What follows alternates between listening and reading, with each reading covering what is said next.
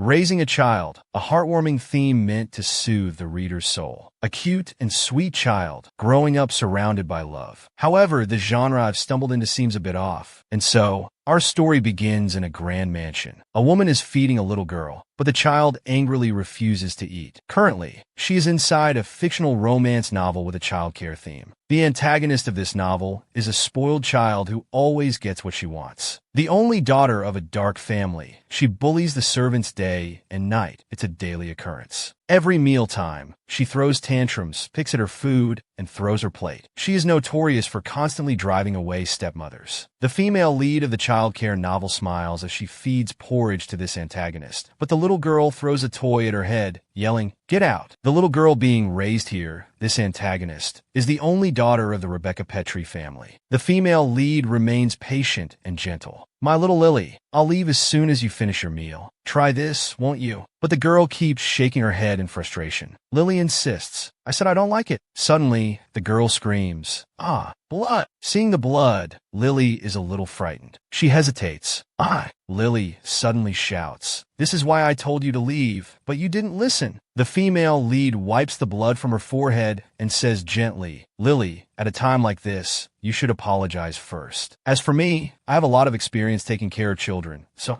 I'm not easily intimidated." She thinks to herself, "I've dealt with so many children like Lily, I've had enough. But this child suddenly..." Lily lies on the floor, writhing and crying. "It's not my fault." The protagonist covers her face in anguish, thinking that even if that person came, they wouldn't be able to save this child's terrible nature. It all started 15 days ago. The protagonist died. Her last memory was running into the street to save a child, as if she had been bewitched by something. When she woke up, strangely, she had become Leona in another world. The protagonist is sitting in a carriage, opposite a strong and handsome young man. He says that she was acting as if she had given up on everything before, and now she finally realizes her situation. Leona Sioni. He is the head of the Petrie family, Duke Ian Petrie. The protagonist asks in surprise, "Leona?" Leona's memories flood into the protagonist's mind, echoing voices. "Useless thing, if you're not working, stay in the attic." That Petrie man said he'd buy her a duchess. Well, he can take her anywhere he wants, as long as we get the money. Back in reality, the man sees Leona staring blankly at him and asks, "What's wrong?" She forces a smile and says it's nothing, just the bumpy ride startled her. The protagonist thinks to herself, "So, this Leona I'm inhabiting lived a miserable life and was sold off under the guise of a noble lady."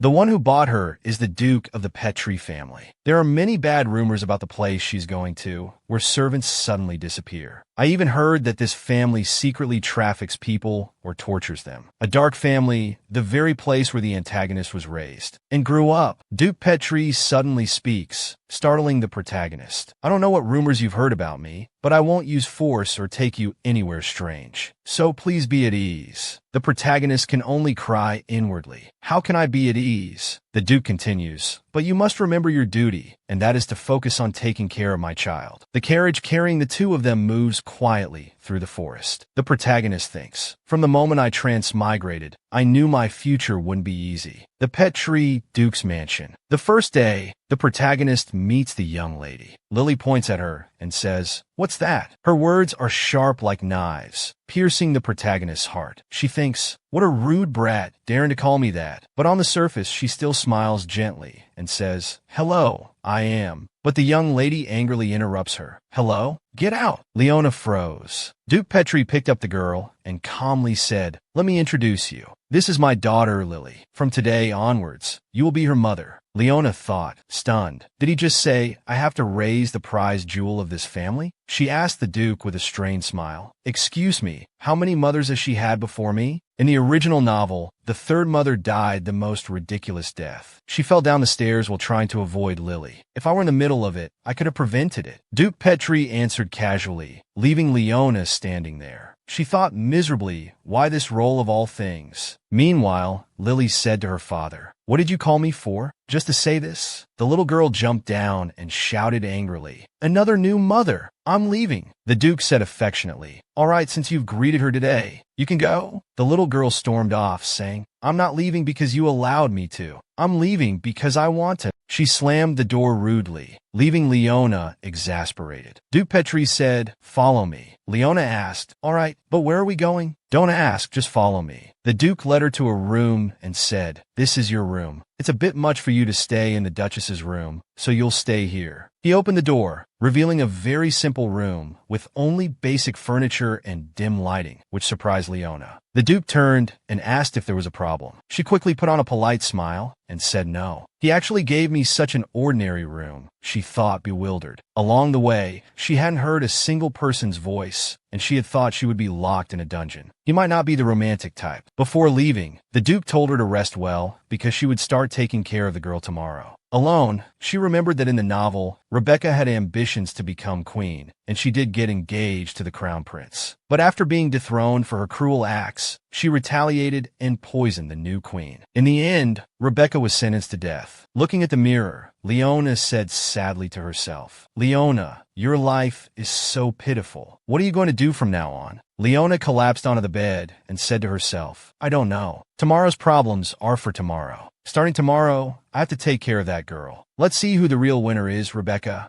Meanwhile, in Lily's room, the little girl threw her stuffed rabbit on the floor and shouted, "I'm so angry." "New mother?" The maid beside her said slyly, "Don't worry, Mississippi. As long as you do as I say, things will go smoothly, just like before." Lily smirked and replied, "I understand." Cut to a few days later, at the Duke's castle. A servant said, "The patrol lasted a whole week. You must be very tired, my lord." The Duke had just returned. As soon as he dismounted, the Duke asked the butler, "How's Lily? How did she get along with her new mother while I was away?" The butler stammered, "Well, actually," the Duke glared and roared, "What?" The Duke stormed into Leona's room, yelling at her as she calmly ate breakfast. "Leona Sioni," the Duke said angrily, "what have you been doing all week? You haven't visited the child's room. You haven't even bothered to check on her." Contrary to the Duke's anger, Leona was almost in tears of joy, saying, "Finally, after a week, someone can finally talk to me." This surprised the Duke. Leona said, "The staff in the house all ignore me, as if they had planned it beforehand. What's even stranger is that every time I leave the room, bad things happen. No matter how hard I search, I can't find the girl's room, even though I should have found it by now." The Duke waved his hand and said, "It's no use making excuses with those words." Leona protested that she wasn't making excuses. She was telling the truth. She thought she could certainly guess who was ostracizing her, and it would be a waste of breath to say any more. She offered a cheerful smile. "Can you take me to Lily's room now?" The Duke escorted Leona to Lily's room. It was a dazzling display of luxury, shimmering with opulence, and Leona couldn't help but marvel at the extravagant world the Petrie princess inhabited. Reaching the door, the Duke announced his arrival with a booming, "Daddy's home." Lily sat on her bed, a petulant frown etched on her face. "Why are you here?" she demanded of her father. "Lily," the Duke replied, his voice softening, "I've brought your mother too." The girl merely shook her head, her expression dismissive. "Mother? What mother? I haven't seen her all week." "I don't care where she is or what she's doing," Leona interjected, a tight smile playing on her lips. "It's not that I didn't come to see you. I simply couldn't find you." "By the way, Lily," Leona continued, her tone sharpening, "those maids who pretended not to know where your room was when I asked, they're all conveniently present now, aren't they? They certainly feigned ignorance when I inquired." The girl's composure shattered. "What does it matter?" she shrieked, her voice laced with venom. "Don't act so important. You were stumbling around the hallway like an idiot." Leona's smile vanished, replaced by a look of genuine inquiry. "How did you know I fell in the hallway?" she asked, her voice low. "You said you didn't care." Lily stammered, her outburst momentarily silenced by the unexpected question. Suddenly, the Duke's voice boomed, cutting through the tension. "Enough! I told you on the very first day to focus on taking care of this girl." A servant approached, bowing respectfully. "I apologize for interrupting, my lord," he murmured, "but it's an urgent matter." "I know," the Duke replied, his irritation barely concealed. He turned back to Lily, gently stroking her hair. "Lily," he said softly, "Daddy brought her here to take care of you. Why don't you try playing with her for a few days?" Turning to Leona, The Duke's expression hardened. I'll give you one more chance, he warned. Don't do anything foolish again. Lily's lower lip trembled. Daddy, are you leaving again? She cried. I hate this. Leona forced a smile, patting the girl's head. Did you hear that? She said brightly. From now on, let's get along. The girl recoiled, swatting Leona's hand away. How dare you touch me, she spat. She whirled around, addressing the two maids who stood silently by. What are you two standing there like idiots for? She demanded, then pointed a finger accusingly at Leona. If you let that thing near me, I won't let you off. Leona winced inwardly. Such a sharp tongue, she thought miserably. And that pointing, what have they taught this child? A new voice cut through the air. What's all this noise? Leona turned to see an elderly woman standing in the doorway, her expression skeptical. Oh my, she said, her voice dripping with sarcasm. Is this the new lady? With a theatrical curtsy, the woman introduced herself. It's a pleasure to meet you. I'm Gazelle, the young Mrs. Nanny. His Grace has entrusted all matters concerning the young Miss entirely to me. She paused, feigning a moment of hesitation. The young Miss still seems uncomfortable with her new mother. She even said she doesn't like the lady anymore. Lady, would you please step outside? Leona studied Gazelle, trying to decipher the thoughts behind her placid facade. She returned the smile, though hers held a different, more knowing meaning. Thank you for telling me, Nanny, she replied pleasantly. But I still need time to adjust to this child, don't I? If the Duke were to suddenly barge in because of this, she thought, her mind racing, if he came back early, I wouldn't even know what to say. If you could help me, Nanny, Leona began, her voice gentle, but Gazelle cut her off with a dramatic gasp. Oh, my lady, she exclaimed. If His Grace has already spoken, how dare I disobey? She cast a meaningful glance at Lily. So, miss, what should I do? Should I leave instead of the lady? Lily's response was immediate and shrill. Who allowed you to dismiss my nanny? She screamed. You leave. Get out right now. Leona maintained her composure, forcing a smile. I'm not making Nanny leave, she said calmly. This isn't how you ask your elders for something. If you want something, don't get angry. Tell me calmly, okay? Lily's anger intensified, her small hands clenching into fists. You hateful thing, she hissed. Lady, Gazelle smoothly interjected, her voice laced with concern. I don't think we should force the young miss to do something she doesn't like. If His Grace knew his beloved daughter was being treated like this, I don't know what he would think. Gazelle's words struck a chord, and Leona suddenly recalled the Duke's chilling warning before their first meeting. There are some things I want to tell you, even if it's just a little. While taking care of her, if you do anything suspicious, I don't know what I'll do to you. You'd better be prepared. A shiver of fear ran down Leona's spine. It definitely won't be as simple as being kicked out, she thought grimly. Lily watched her, a smug look on her face, as if certain that Leona would soon give up. Leona's fists clenched at her sides. I'm not forcing her, she stated firmly, her voice ringing with conviction. I'm teaching her how to behave properly. Spoiling her will only harm her in the long run. I hope Nanny understands this. Her expression softened, a gentle smile gracing her lips. Besides, whether the Duke knows or not is irrelevant. My duty is to care for her properly. Gazelle offered a thin, malicious smile. I understand, my lady, she purred. You're absolutely right. I'll take my leave now. If you need me, please don't hesitate to call. Leona watched Gazelle's retreating figure, a knot of unease tightening in her stomach. Something about the woman felt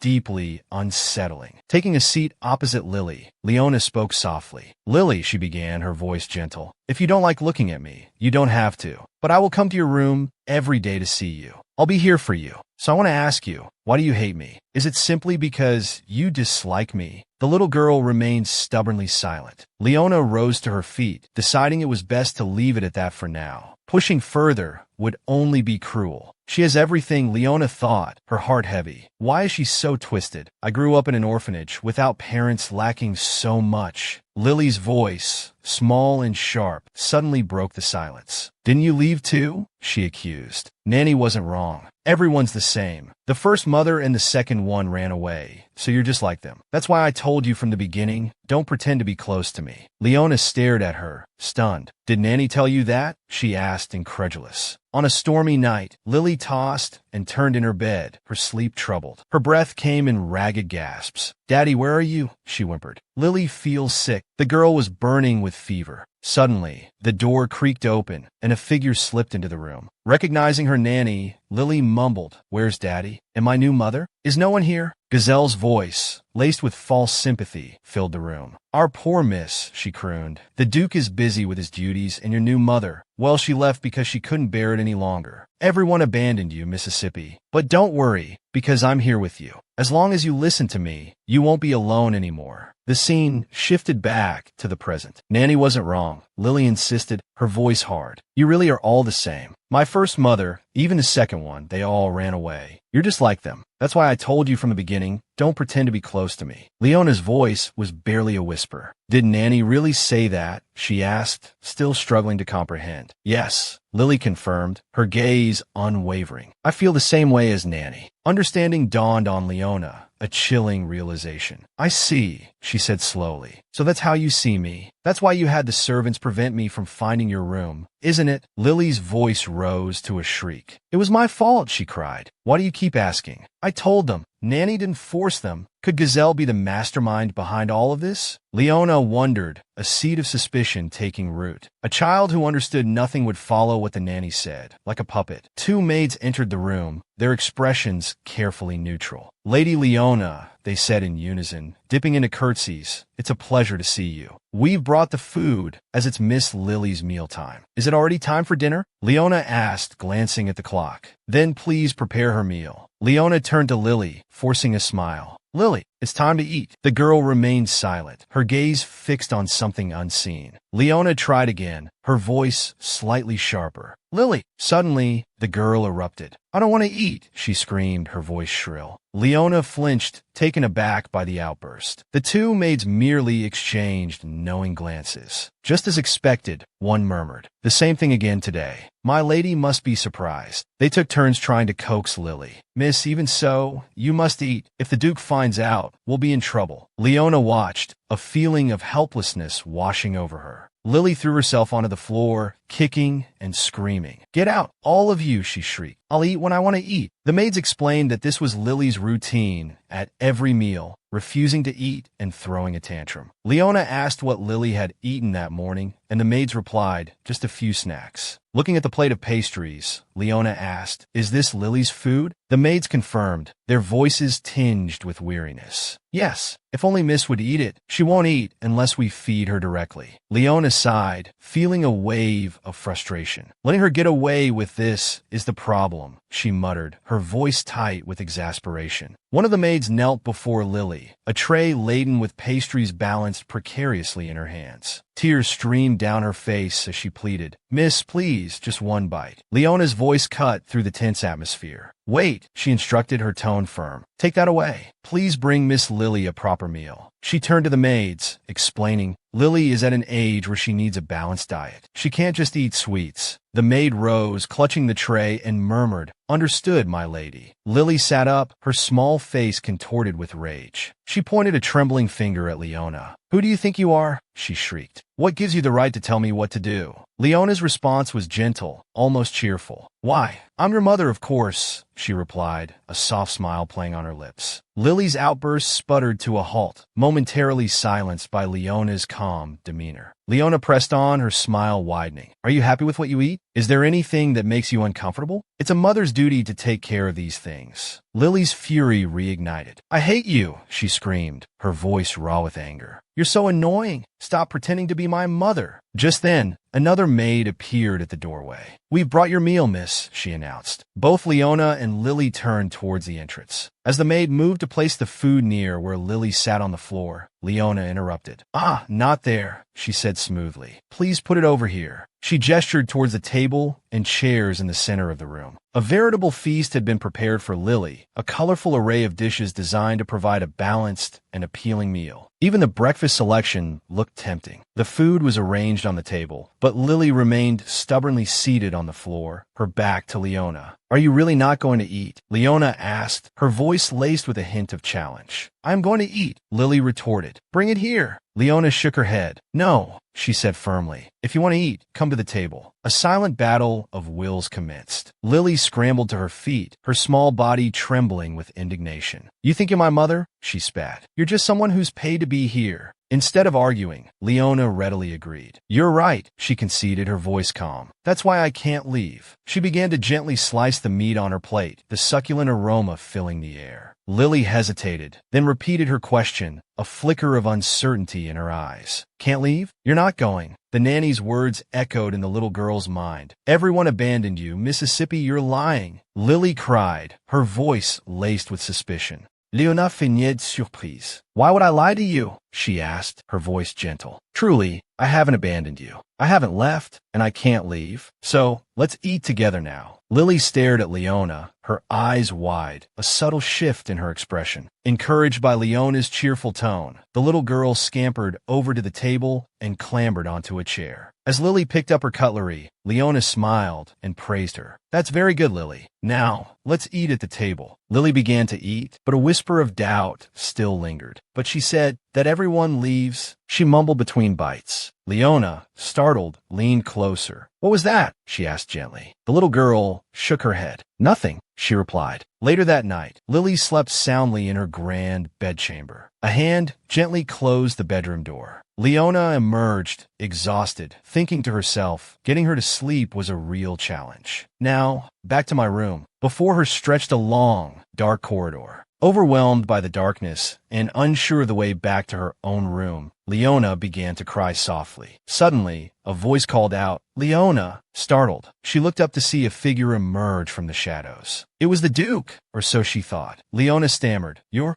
Grace. She stumbled, nearly losing her balance. The man quickly steadied her. You seem surprised, my lady, he observed. He smiled. It seems this is our first time meeting properly. I am Luca. Leona's mind reeled. But wasn't that Dookie in earlier? Wasn't that Dookie in just now? She asked, bewildered. Luca replied smoothly. I am here on the Duke's orders to escort you back to your room, my lady. Allow me to accompany you. Leona, thoroughly confused, questioned herself silently. What is going on? Luca led Leona back to her room. The atmosphere felt markedly different from when she was with Duke Ian. What is this strange feeling? Could this be a test? Is the Duke secretly observing me? I thought I glimpsed those fiery red eyes. Or was it just his hair color that made me mistake him? You're Luca, correct? Leona asked, trying to dispel her confusion. He turned, a cheerful smile illuminating his face. Indeed, Lady Leona, he replied. Leona continued, Luca, what is your position here? You don't seem like an ordinary servant. His smile is so like the Duke's. I can hardly stand still, she thought, her heart pounding in her chest. Are you curious about me, my lady? Luca asked, a delighted grin spreading across his face. He practically vibrated with an almost puppy-like enthusiasm. That makes me very happy. He explained that he was a knight in the Duke's service, usually tasked with carrying out the Duke's orders. Like the Duke's personal knight? Leona ventured, intrigued. You could say that, Luca replied. She hesitated, a flurry of further questions on her lips, but he interrupted gently. We've arrived, he announced. Leona thanked him, and Luca bowed cheerfully. It was nothing, my lady, he said. My task is complete. I shall come again in the morning. Good night. As Luca turned and walked away, Leona watched his retreating figure, a thoughtful frown creasing her brow. He's gone, she mused. I wanted to ask him about his relationship with the Duke. I feel like our conversation was cut short. They're so alike, it's hard to believe there isn't a connection. Leona racked her brain, trying to recall if the name Luca had ever appeared in the original novel. Nothing came to mind. She pressed a hand to her forehead, chiding herself internally. Get a grip, Leona. Aren't you worried enough about your own future? This isn't something I should be concerned about. More importantly, finding a way to survive is my top priority. If I keep this up, I might actually die. Rory's words echoed in her memory. She'll leave too.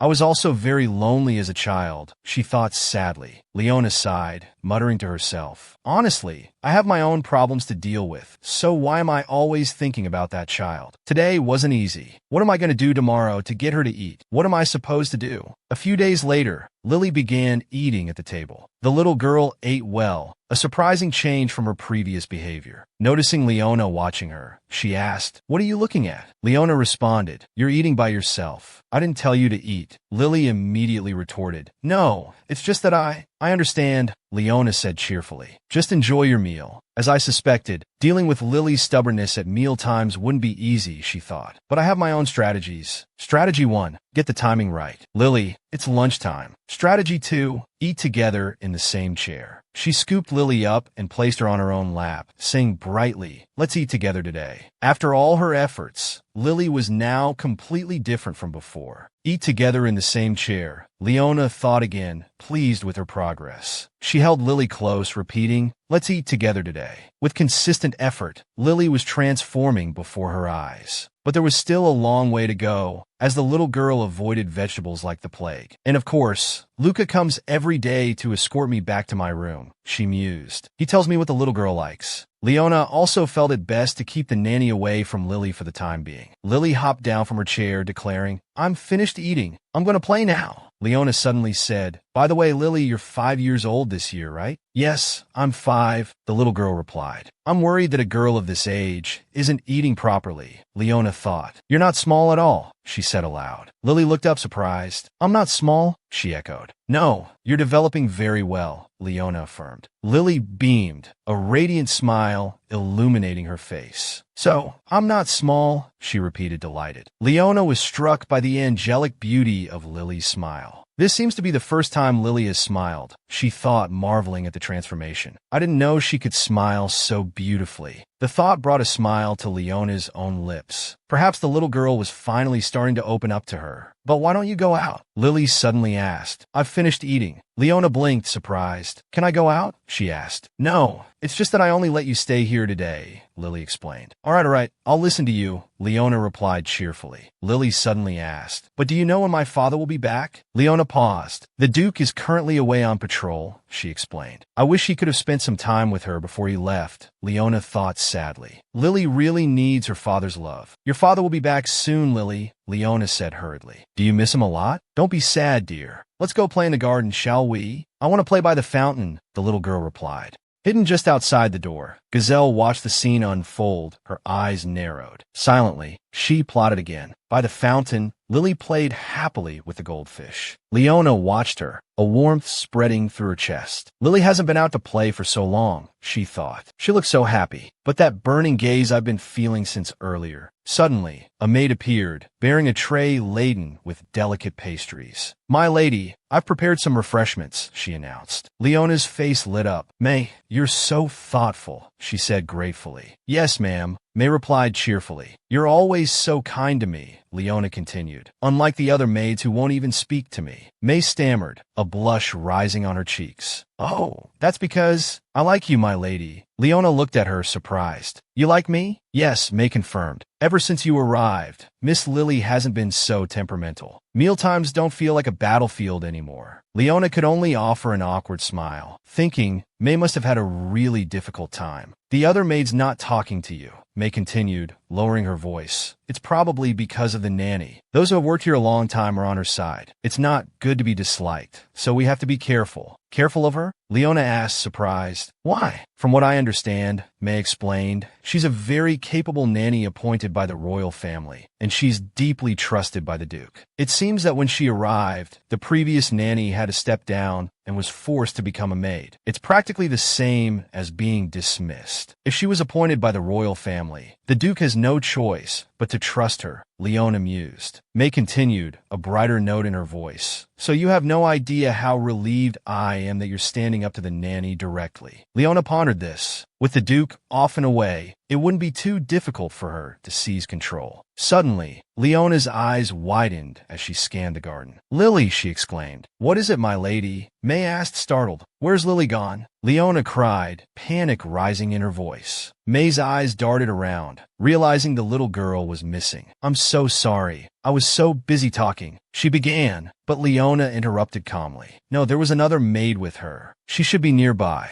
I was the one who brought Lily out to the garden, so I'll go look for her," Leona said, already moving. "I'll help you find Miss Lily," May replied eagerly. Together, they searched the garden, calling out, "Miss Lily, where are you?" But Lily was nowhere to be found. Where could she have gone? Leona wondered aloud. "It's strange," May said, frowning. "Miss Lily never wanders far when she's taking a walk. Could she have gone to the maze garden?" Sometimes, when she gets lost, she wanders around in there. Let's go and see, Leona replied. Yes, ma'am, May answered. I'll lead the way, May offered. As they approached the maze, Leona gasped. This is the maze garden? It's enormous. This mansion is so huge. I didn't even know this place existed, she thought. Once you're inside, you're bound to get lost. Suddenly, May cried out, Miss Lily. In the distance, they saw Lily standing alone. Leona rushed towards her, worry etched on her face. I've been looking all over for you. You were here? Why are you here all by yourself? But Lily remained silent, offering no explanation. Let's go back together, Leona suggested cheerfully. Ignoring her, Lily turned to May. I want to go back to my room, she said. Carry me. She ran towards May, leaving Leona standing there surprised. The next day, Leona approached Lily. What shall we play today? She asked. But the little girl just sat with her back turned, refusing to speak. Leona sat beside her. You're not even going to answer me now? She asked. I don't like you, Lily replied bluntly. So stop talking. It's annoying. Leona lamented, a pang of pain in her chest. Are we back to square one? It's all right, she thought, trying to remain optimistic. I'll come see her every day. Look, she said brightly, holding up a small toy rabbit. Bunny misses Miss Lily very much. We'll be close again soon. Tajda, I brought your favorite snacks today. Leona had hoped it would work, but things weren't going according to plan. I thought we were getting closer, she thought sadly, but it feels like we're drifting further apart. My lady seems to have a lot on her mind today, a voice suddenly said. Leona jumped, startled, and looked up to see Lucas standing there. When did he get here? At least give me some warning, she said, still shaken. My apologies, Luca replied. I came to escort you, but seeing you alone in the room, I wondered where Miss Lily had gone. Well, Leona replied dejectedly. Rebecca has been a bit irritable lately. She told me to leave, so I did. That's all there is to it. Luca smiled. Before you return to your room, he suggested, why not take a stroll and get some fresh air? Perhaps it will lift your spirits. As they strolled through the gardens, Lucas spoke softly. Even so, please don't be angry with Miss Lily. Leona glanced at him surprised. Why? She asked. She may seem stubborn on the outside, Luca explained, but Miss Lily has endured a great deal of pain in her heart. Leona looked at him with a newfound respect. You seem to understand Lily very well, she observed. That's because I've been protecting her, watching over her, since the day she was born, Luca replied, his gaze fixed on the path ahead. Leona walked in silence, a thought striking her. I've been following Luca, and without realizing it, we've walked so far. Since when did we end up in the maze garden? Wait, Leona said, stopping abruptly. Isn't that Gazelle? What is she doing here at this hour? Now that she thought about it, she hadn't seen the nanny since she'd been shooed away from Lily's room. My lady Leona, Luca inquired. Is something on your mind? Leona forced a smile. No, it's just Lily's behavior has me a little distracted. I don't understand why she's suddenly become so withdrawn. A sudden realization dawned on Leona. Wait a minute, she murmured, thinking aloud. When exactly did Lily change? During the time I wasn't allowed to see her, Gazelle was constantly by her side. Lily started distancing herself from me after the maze garden. Could Gazelle have something to do with this? She turned to Luca, a sense of urgency gripping her. Thank you for your company, she said quickly, but I've just remembered something important. I must go back immediately. Luca watched her hurrying away, a strange smile playing on his lips. A stormy night. A lone rider galloped through the rain. Inside the mansion, Lily slept soundly in her room, softly murmuring her father's name. The rider, drenched to the bone, clutched a small red bundle in his hand. He stopped outside Lily's room. Suddenly, Gazelle appeared. My lord, she said, you've arrived. The Duke lowered his hat, revealing his rain-streaked face. It was he who had ridden through the storm. How is Lily? He asked, his voice filled with concern. I found the medicine. What should we do? Gazelle replied. Miss Lily has just fallen asleep. Is that so? The Duke said, dripping water onto the floor. Give it to her when she wakes. I'll come back in the morning. Gazelle offered a cunning suggestion. My lord, actually, Miss Lily doesn't want to see anyone right now. You know, if she gets agitated, her condition could worsen. In the meantime, I think you should focus on resting and recovering your own health, she finished smoothly. The Duke looked sorrowful. Is that so? He murmured, turning away. I entrust Lily to your care. Focus on looking after her. Yes, my lord, Gazelle replied, her eyes gleaming with a sinister intent as he disappeared down the hallway. The next morning, the Duke sat alone in his study. A servant entered. "Lady Leona wishes to see you, my lord," he announced. The Duke frowned. "Let her in," he instructed. Leona entered the room. "Forgive me for disturbing you," she began, "but there's something you need to know." The Duke raised an eyebrow. "So, after our walk in the garden, you suspect Gazelle?" "I'm not entirely sure," Leona replied, "but it's my intuition." The Duke dismissed her concern with a wave of his hand. "That's impossible," he stated firmly. Lily's nanny was chosen after a rigorous and thorough evaluation by the royal family. They selected the most capable person for the role. They stepped into the maze garden. "It seems you have a great deal of faith in the royal family," Leona observed. "The Emperor and I have a deep connection," the Duke explained. He recalled his last conversation with the Emperor. "You did well last time. I'm surrounded by political enemies, but thanks to you, I can feel at ease. That's why I called upon my old friend." "Your Majesty, just give the order," the Duke had replied. "I will handle the Empire's dirty affairs for you." The Emperor had handed him a small slip of paper. "The target is here. I'm relying on you once again." That was the hidden truth of the Petri family. Back in the present, they walked through the maze. The Duke looked over at Leona. "Should I tell you about this now?" he asked. Leona smiled. "You're still worried about Lily, aren't you?" she said. "You've been following me." The Duke blushed slightly. "Because I also find you suspicious," he admitted. As they continued walking, a voice suddenly called out, "Miss Lily, you came as promised, didn't you?" It was Gazelle. It turned out Gazelle had arranged to meet Lily in the maze garden. "Miss Lily," Gazelle said, holding out a small glass vial. "I brought your medicine today." Lily scowled. "I don't want it," she whined. "It's bitter. I won't drink it." Gazelle's smile didn't falter. "Miss Lily," she said, her voice laced with false sweetness, "I've told you, you must drink this to improve your health. I'll have the servants bring you some sweets, but you must finish this before you go to bed." "Isn't Nanny coming?" Lily asked, her lower lip trembling. "Why do we always have to meet here?" "Ever since yesterday." Gazelle sighed dramatically, feigning sadness. "It's a shame, Miss Lily," she said, "but because you haven't been listening to me, I'm not allowed in your room. I told you I would always be by your side, no matter where you are. Do you remember? That woman, if you don't get rid of her, she'll replace me as your nanny. And if that happens, I won't be able to stay with you anymore." At these words, Lily's eyes widened in fear. She scurried over to Gazelle and clutched at her skirt, tears welling up. "No," she cried. "You can't leave, Nanny." Gazelle stroked Lily's hair, a calculating glint in her eyes. "It's all right, Miss Lily," she soothed. "As long as you listen to me, everything will be fine. Now go and tell the Duke that that woman is being mean to you, and have her sent away." A malicious smile twisted her lips. "If you don't want to be abandoned, you should be a good, obedient child, shouldn't you?" Lily hesitated, her small brow furrowed. "But she hasn't done anything bad to me," she mumbled. "She's not like the others." Gazelle's eyes narrowed dangerously. "How many times must I tell you?" she hissed. "Everyone leaves you because you're so indecisive." Her voice dripped with cruelty. "I think even the Duke is running out of patience with you.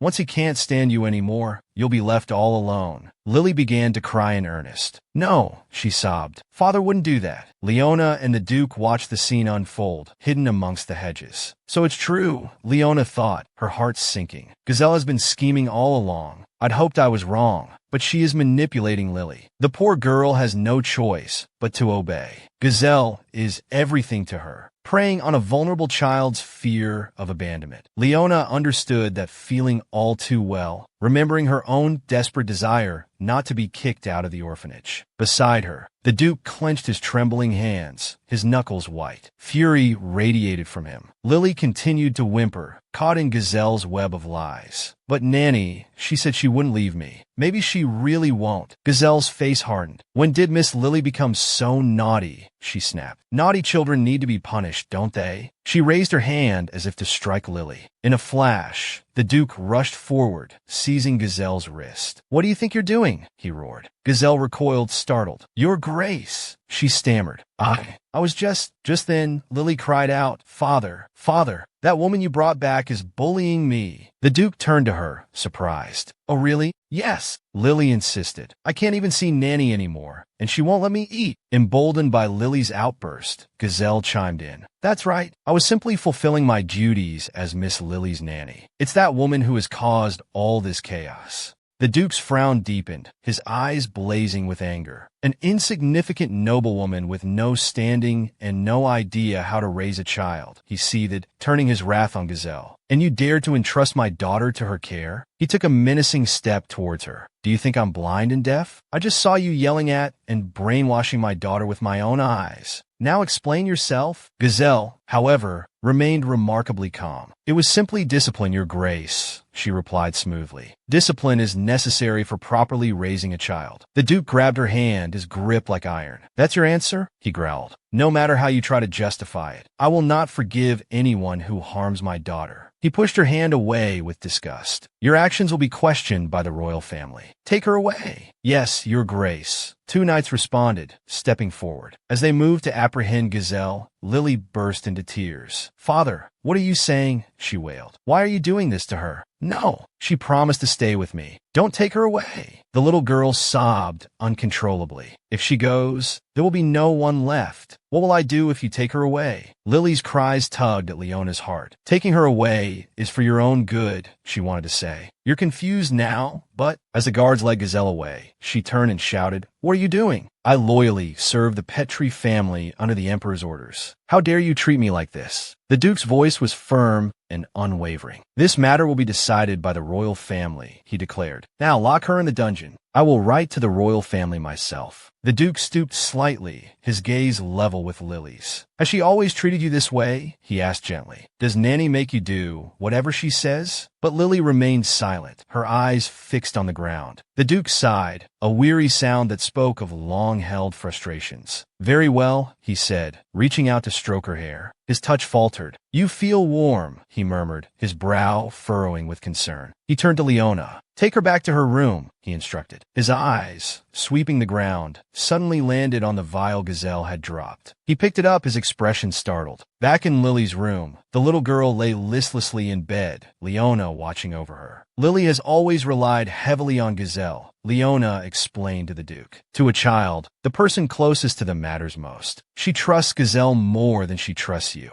The Duke's face was etched with worry. Does she distrust me that much? He asked, his voice barely a whisper. Leona met his gaze steadily. Of course, she replied. I have to ask, have you ever truly cared for her? Even once? The Duke bristled. I've always done my best for Lily, he insisted. Leona shook her head. But you don't understand what she's going through, she countered. Her voice softened. She only wants one thing, she continued, looking directly at him. If you truly are her father, then please care for her. Don't bottle it up anymore. Leona left the room, leaving the Duke alone with his fast-asleep daughter. He stood for a moment, watching her, then quietly placed a jeweled pendant on her pillow. Good night, Lily, he whispered. The next morning, Leona's face was creased with concern. She refused to eat again? She asked, incredulous. The maid nodded grimly. Yes, my lady, she confirmed. We brought all kinds of food as you instructed, but Miss Lily wouldn't touch a bite. What are we going to do? Leona sighed, rubbing her temples. There's no other way, she finally said, a determined glint in her eyes. Leave it to me. After that day, Lily's fevers became more frequent. She refused to eat or drink anything. Right or wrong, Gazelle had been Lily's entire world. The nanny's sudden disappearance had dealt the little girl a heavy blow. The Duke had brought back Lily's previous nanny, a woman of gentle nature, but Lily's condition hadn't much improved. Unable to bear watching Lily starve herself any longer, Leona took matters into her own hands. She began trying to feed Lily herself. Lily, however, reacted with hostility. She threw a toy at Leona's face, shouting at her to leave. This is what happened in the first chapter. I'll leave as soon as you finish eating, my Lily, Leona said gently, unfazed by the outburst. Will you try this? She coaxed, offering a spoonful of food. But Lily just shook her head stubbornly. I don't like it, she mumbled. Suddenly, Lily screamed, her eyes bulging. Blood was streaming down Leona's head. Blood! Lily cried, shrinking back in fear. Leona, seemingly unaware of the injury, continued to try and soothe her. A moment later, the Duke arrived. Since Lily hurt you, he said to Leona, his tone businesslike, I'll send money to your family as an apology. Leona was taken aback. Money? She thought incredulously. Lily doesn't apologize, and he thinks money will resolve everything? Why should I apologize? Lily shouted angrily. I didn't do anything wrong.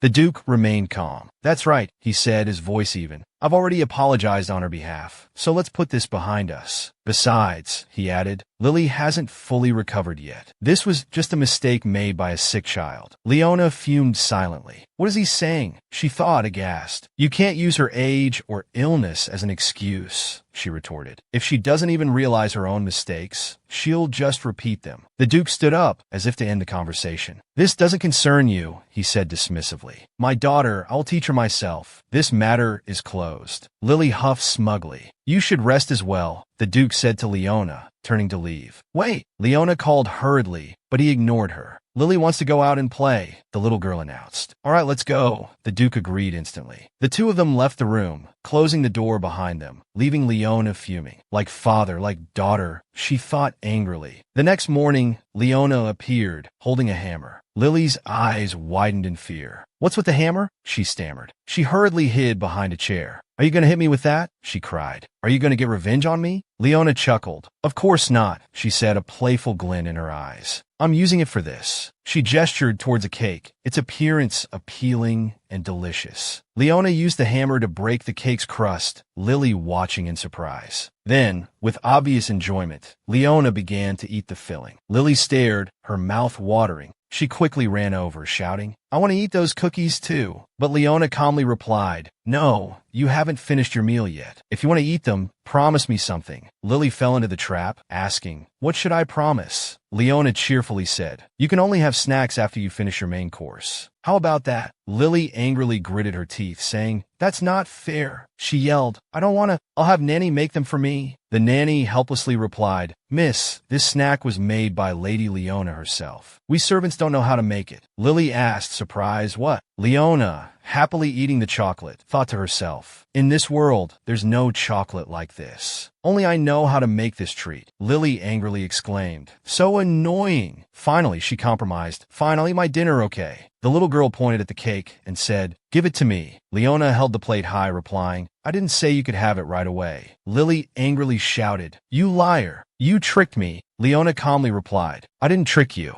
Leona smiled, adding, One more thing. If you nicely promise me, I'll give you the cake. Lily immediately responded, I don't want to. Why should I? I'm the princess of the pet tree family. Leona turned away. Then I don't want to give you the cake either. Lily angrily said, I'll tell my father. The little girl angrily stormed off. But Leona casually said, Are you sure you want to tell him? If you do, you'll never eat another cake I make again. Leona continued, The next cake I make, let's see, if you break open a soft chocolate cake, you'll see chocolate sauce ooze out. Lily started to drool. The little girl gave in. Fine, I'll say it. I promise I'll properly eat. Leona smiled, satisfied. The two of them hooked pinkies and made a promise. Leona said, satisfied, If you promise me, I won't be angry anymore. From now on, if you gently speak to me, that would be even better. Leona handed the hammer to Lily, saying, Before your main course, why don't you give it a try? Consider it a reward for you. Lily quickly ran to her seat. The little girl used the hammer to break the cake. She ate the filling. Leona eagerly asked, How is it? Is it delicious? Lily replied, Not that good. The chef's cakes are tastier. Hearing this, Leona said, Then I won't make you any more cakes, okay? I was planning to make it for dinner, but if you don't like it, Lily quickly responded, Make it. I permit you to make it. I especially permit it. Leona smiled happily. That afternoon, Leona stood in front of Lily's room, thinking to herself, I hope this time the girl will eat, even just a little. She can't keep enticing her with snacks. She softly called out, Lily, it's me. I'm coming in. Let's have dinner together. When she opened the door and stepped in, her eyes widened with surprise. Lily was holding a stuffed bunny, and in the bunny's paws was a letter. Leona bent down to take the letter from the bunny. The letter read, I'm sorry. Lily shyly said, Until now, only my nanny was on my side. I thought she was dismissed because of you, so I've been poorly treating you. I'm sorry, I was wrong.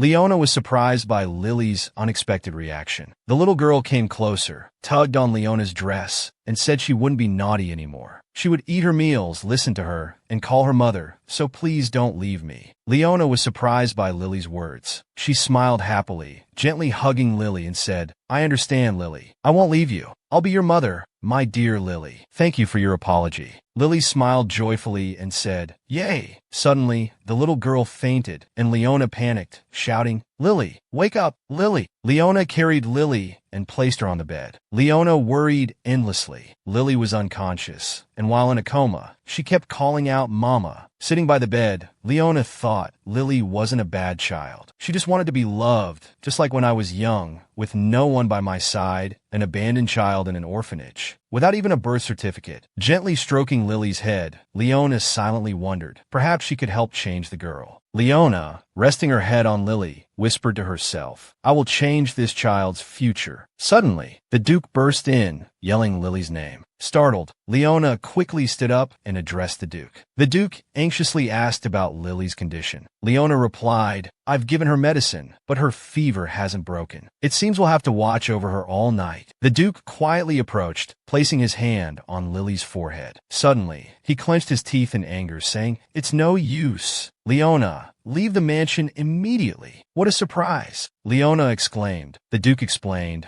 the more worried Lily gets, the higher her fever rises, which can lead to seizures. We still don't know the cause, but she's been fine these past few days. However, ever since you arrived, her fever has become more frequent. Leona angrily questioned, Are you saying this is all my fault? The Duke asserted, If it's not your fault, then whose fault is it? I don't care what it is, her illness is because of you. Leona indignantly retorted, What are you talking about? The Duke turned away, firmly stating, Regardless, the sooner you leave the mansion, the better. I don't want to see her suffer anymore. Leona clenched her fists in anger, muttering, What the hell? The Duke walked away, leaving Leona alone with Lily. She wondered to herself, Is Lily really sick because of me? I'm so confused. Suddenly, Luca appeared and said, My lady, you're still with Miss Lily this late? Luca gently smiled and said, My lady, if you continue like this, you'll become ill. Let me escort you back to your room. Please rest a bit. Leona smiled and said, Thank you. Luca took Leona back to her room. Luca suddenly asked, Lady Leona, you're upset about what the Duke said, aren't you? She just gave a wry smile. Inwardly, Leona was very angry, wanting nothing more than to punch the Duke. Luca smiled. It's really tough, but please understand the Duke and Miss Lily. Everyone is doing their best in their own way. Please carefully think about what you really want, Lady Leona. Leona asked in surprise, What do you mean? But Luca just smiled and said, I just came to escort you back. Good night, my lady. Luca left, leaving Leona alone in front of her room, bewildered and wondering what was going on. Whatever it was, he truly was a difficult person to understand. The next morning, the Duke was walking in the hallway. He recalled the words of the maids in the mansion. Ever since Miss Lily has been eating more and smiling more frequently, I've felt much more at ease. It's all thanks to Lady Leona. She's always caring for her. That's right. When Miss Lily was sick, my lady stayed up all night to take care of her. The maid's kind words about Leona made the Duke wonder whether he should send her away or keep her for Lily's sake. Perhaps it would be better to keep her. The Duke closed his eyes in exhaustion, deep in thought. The initial reason I bought her was for one thing, that platinum hair of hers. Suddenly, there was a knock on the door. The Duke said, Come in. A servant entered and said, Your Grace, we have the results regarding the composition of the medicine you mentioned earlier. The one left by the wet nurse. The Duke calmly replied, Speak. The servant said, The medicine contains toxins, which have worsened Miss Lily's condition. We've confirmed that a similar drug is being traded on the black market. The Duke asked, Who's running the black market now? The servant replied, The Averilda family, sir. The Duke frowned and thought, Isn't that the family backed by the royal court? He then asked, What was done about the wet nurse? The servant replied, The royal court said they would take her back and deal with her directly. The Duke stood up and said, Is that all? The servant replied, Your Grace, His Majesty wishes to meet with you privately. The Duke, quietly gazing at the scenery from above, said, For now, I need to take care of matters at home. Send a letter to His Majesty, saying I cannot comply with his order. The servant nodded slightly. Yes, I understand. The Duke pondered, thinking that he needed to avoid meeting His Majesty for a while and learn more about the Averilda family. In a secret room, two powerful men sat on opposite sides of a round table. The nobleman said, Duke Petrie, it's an honor to meet you like this. Duke Petrie politely replied, It's a pleasure to meet you as well, Duke. This man was Duke Averilda, a figure notorious in the black market. He said with a smile, unlike an old man like me, you still look very healthy. I hope you continue to contribute your strength and accomplish great things in the future. I heard there's a new member in the Petrie mansion. Seeing Duke Petrie's silence, he calculated that the black market was currently on the rise, with no external forces interfering yet. In this situation, if I establish a relationship with the Petrie family, the closest to the emperor, I will also gain power. He continued, your family needs strong backing. How should we assist you?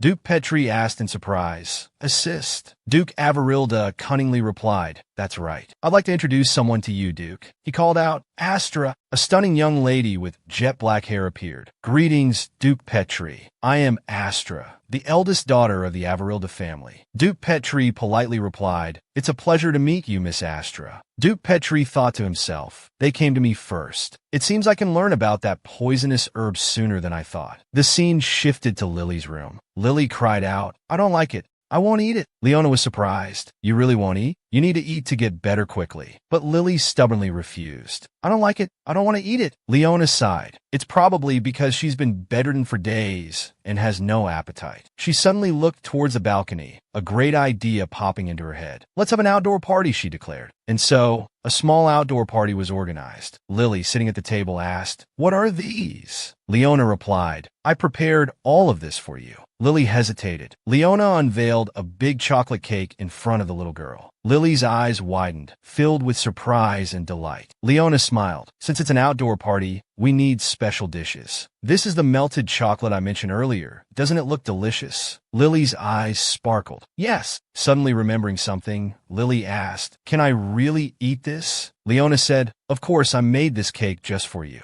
Lily said sadly, but you said I had to eat my meal first before having snacks. Why are you letting me eat this so easily now? Is it because I'm sick? Leona was taken aback by Lily's words. She suddenly smiled. No, it's just, I wanted to apologize to you. Lily was surprised. Apologize to me? Why? Leona smiled gently. Your eyes sparkle when you like something, but lately I haven't done anything for you, so I'm sorry. So don't worry, enjoy your meal. Okay. Lily suddenly grinned. Since Mama worked so hard to apologize, there's no helping it. Lily will enjoy the meal. From now on, if you give me delicious cake, I'll forgive you. Leona laughed happily. All right, thank you. The little girl sat down happily to eat her cake. Suddenly, a voice exclaimed, oh my, so Miss Rebecca is here? Both Lily and Leona startled, turning to see who it was. A beautiful girl appeared saying hello. Leona quickly stood up and asked, who are you? The girl smiled brightly. I'm Astra. I came here because I wanted to meet you, Mississippi. I have a special relationship with Duke Ian. Leona anxiously thought, a special relationship with the Duke? Lily ran over, clinging to Leona's skirt. Looking at the cake Lily was eating, the girl exclaimed, oh my, the Empire's most precious young Mrs. Tea Party is a bit simple, isn't it? Her words made both Leona and Lily extremely angry. The maid cried silently. I put all my effort into making that. Lily shouted angrily, get out, you ugly hag. Astra laughed slyly. Oh, it seems this young lady's tongue is sharper than her appearance. The higher the status, the more one should mind their words. Seeing Leona step in front of Lily, she said, you seem acquainted with the Duke. What business do you have here? She confidently replied, oh, haven't you heard? I'm here as the Duke's well-matched fiancé. Leona was astonished. Fiancé? Lily looked behind her and exclaimed, ah, father. The Duke arrived. Lily hurried over to him, complaining, father, that strange woman came to ruin my and Mama's chocolate party. And what's this about a fiancé? The Duke said affectionately, Lily, she's my guest. But Lily shouted, she's not a guest. Father, can you take her away? This chocolate party is just for the three of us, right? The Duke glanced at the half-eaten chocolate cake and said, Lily, we'll continue the party later. Okay. Looking at Leona and Astra, the Duke said, you two come with me as well. In the Duke's room, he said, this is truly surprising. You're the first person my daughter has ever taken a liking to.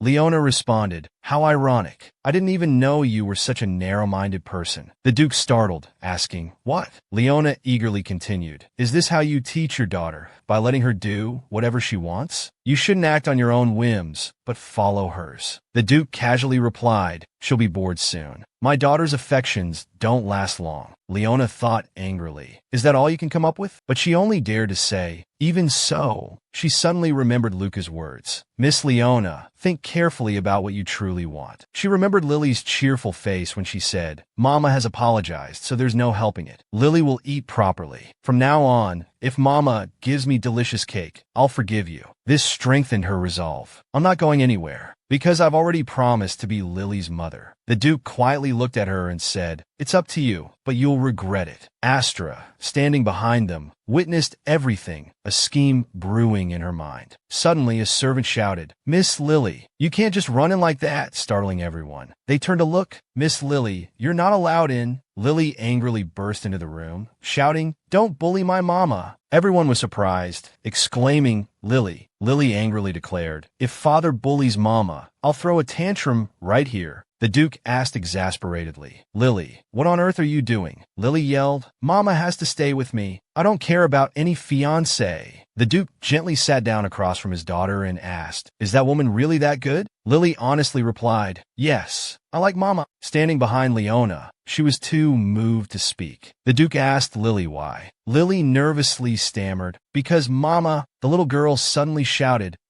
Because Mama gave me chocolate. Both of them were stunned. Chocolate. The Duke calmly said, If that's the case, any servant could give that to you. Lily replied, But Leona is the first person to make delicious food for me. The Duke was surprised and shocked by Lily's words. Leona, moved, exclaimed, Lily. The little girl ran towards Leona. To the Duke's surprise, she hugged Leona's skirt and said, Looking at Leona with her adorable big eyes, Lily said, Mama, please don't go. Don't leave me. Leona smiled. That's right, chocolate or any other reason, as long as you like it. The Duke stood up and said, Lily, enough. He continued firmly, Lily, you don't like pain, right? If you want to get better quickly. But Lily insisted, I don't care. I don't want my beloved Mama to leave. Looking at Lily, the Duke worriedly thought, It seems her fever is coming back. Slightly leaning down, he said gently, Lily, go outside with the servants and wait for us, okay? This is an adult matter. Lily suddenly pushed the Duke's hand away and shouted, I don't like that. She firmly stated, I'll never leave my Mama. The Duke had no choice but to compromise. All right, we'll continue this conversation later. Let's end it here for today. He gently closed the door. Left alone, the Duke sighed, holding his head, replaying the events that had just transpired. Lily had said, Papa, I want my chocolate party with Mama, because Mama gave me chocolate. Suddenly, the Duke chuckled, realizing Lily liked chocolate, something he hadn't known. The scene shifted to Lily's room. The little girl was asleep in Leona's arms. Leona thought, she looks so tired. Thankfully, she's not as feverish as I imagined. Thank goodness. Suddenly, Astra appeared, saying, How foolish. A child's feelings will change soon enough. She doesn't even know that, yet she dares to oppose me. Don't tell me you actually intend to become the Duchess. You're nothing but from a poor, shabby marquis family. Leona turned her head in surprise, thinking, for someone from a loveless family like hers, insults probably don't mean much. Still, her personality is truly terrible. Is this her true self? Astra maliciously continued, Go ahead and enjoy it while you can, because in the end, the one who will officially become the Duke's third wife will be me. Our families have already discussed the marriage. It's just a matter of time. She leaned down and said, When the time comes, please take care of my child, temporary stepmother. She faked a smile, adding, Miss Lily, until next time. I hope you'll enjoy my chocolate then. Leona felt something was very strange. In the original story, there shouldn't be a third wife. So what has changed? She suddenly realized. Could this be a sign that the original story is changing? The scene shifted to Leona's room. Lily was sleeping beside her, mischievously grinning. Leona worriedly asked, Lily, are you really okay? This place is old and narrow, and the bed is small. You should sleep in your own room. But Lily firmly replied, I'm fine. This room is old. It smells and the bed is tiny. But the girl suddenly smiled brightly, saying, But I like being next to you, Mama. Leona happily hugged Lily, saying, My dear Lily, even the way you talk is so cute. Lily mischievously smiled. I've always been cute. There's no child in the world cuter than me. Leona cheerfully agreed. That's right. My Lily is the cutest and most beautiful in the world. Lily held up a stuffed rabbit, saying, Bunny says he likes being complimented. Leona asked in surprise, Really? But what's this bunny's name? Lily replied, Are you curious? Then I'll tell you his name is Ugly. Leona asked, shocked, Ugly? Lily thoughtfully looked at the bunny, saying, He's not pretty because he doesn't have much stuffing. When you hug him, his body gets smaller, so he's not pretty at all. Lily continued. This ugly was made for me by the mother who birthed me. Leona was stunned by what she had just heard. Lily sadly looked at the rabbit, saying, Mama, please don't make these things for me anymore. Just being with me is enough. You always do useless things. She always did pointless things. Seeing Lily's sadness, Leona worriedly called out, Lily, but the girl replied, I already told you I'm fine. The girl suddenly smiled, saying, because you're here with me, and you'll never leave again, so Lily will be fine.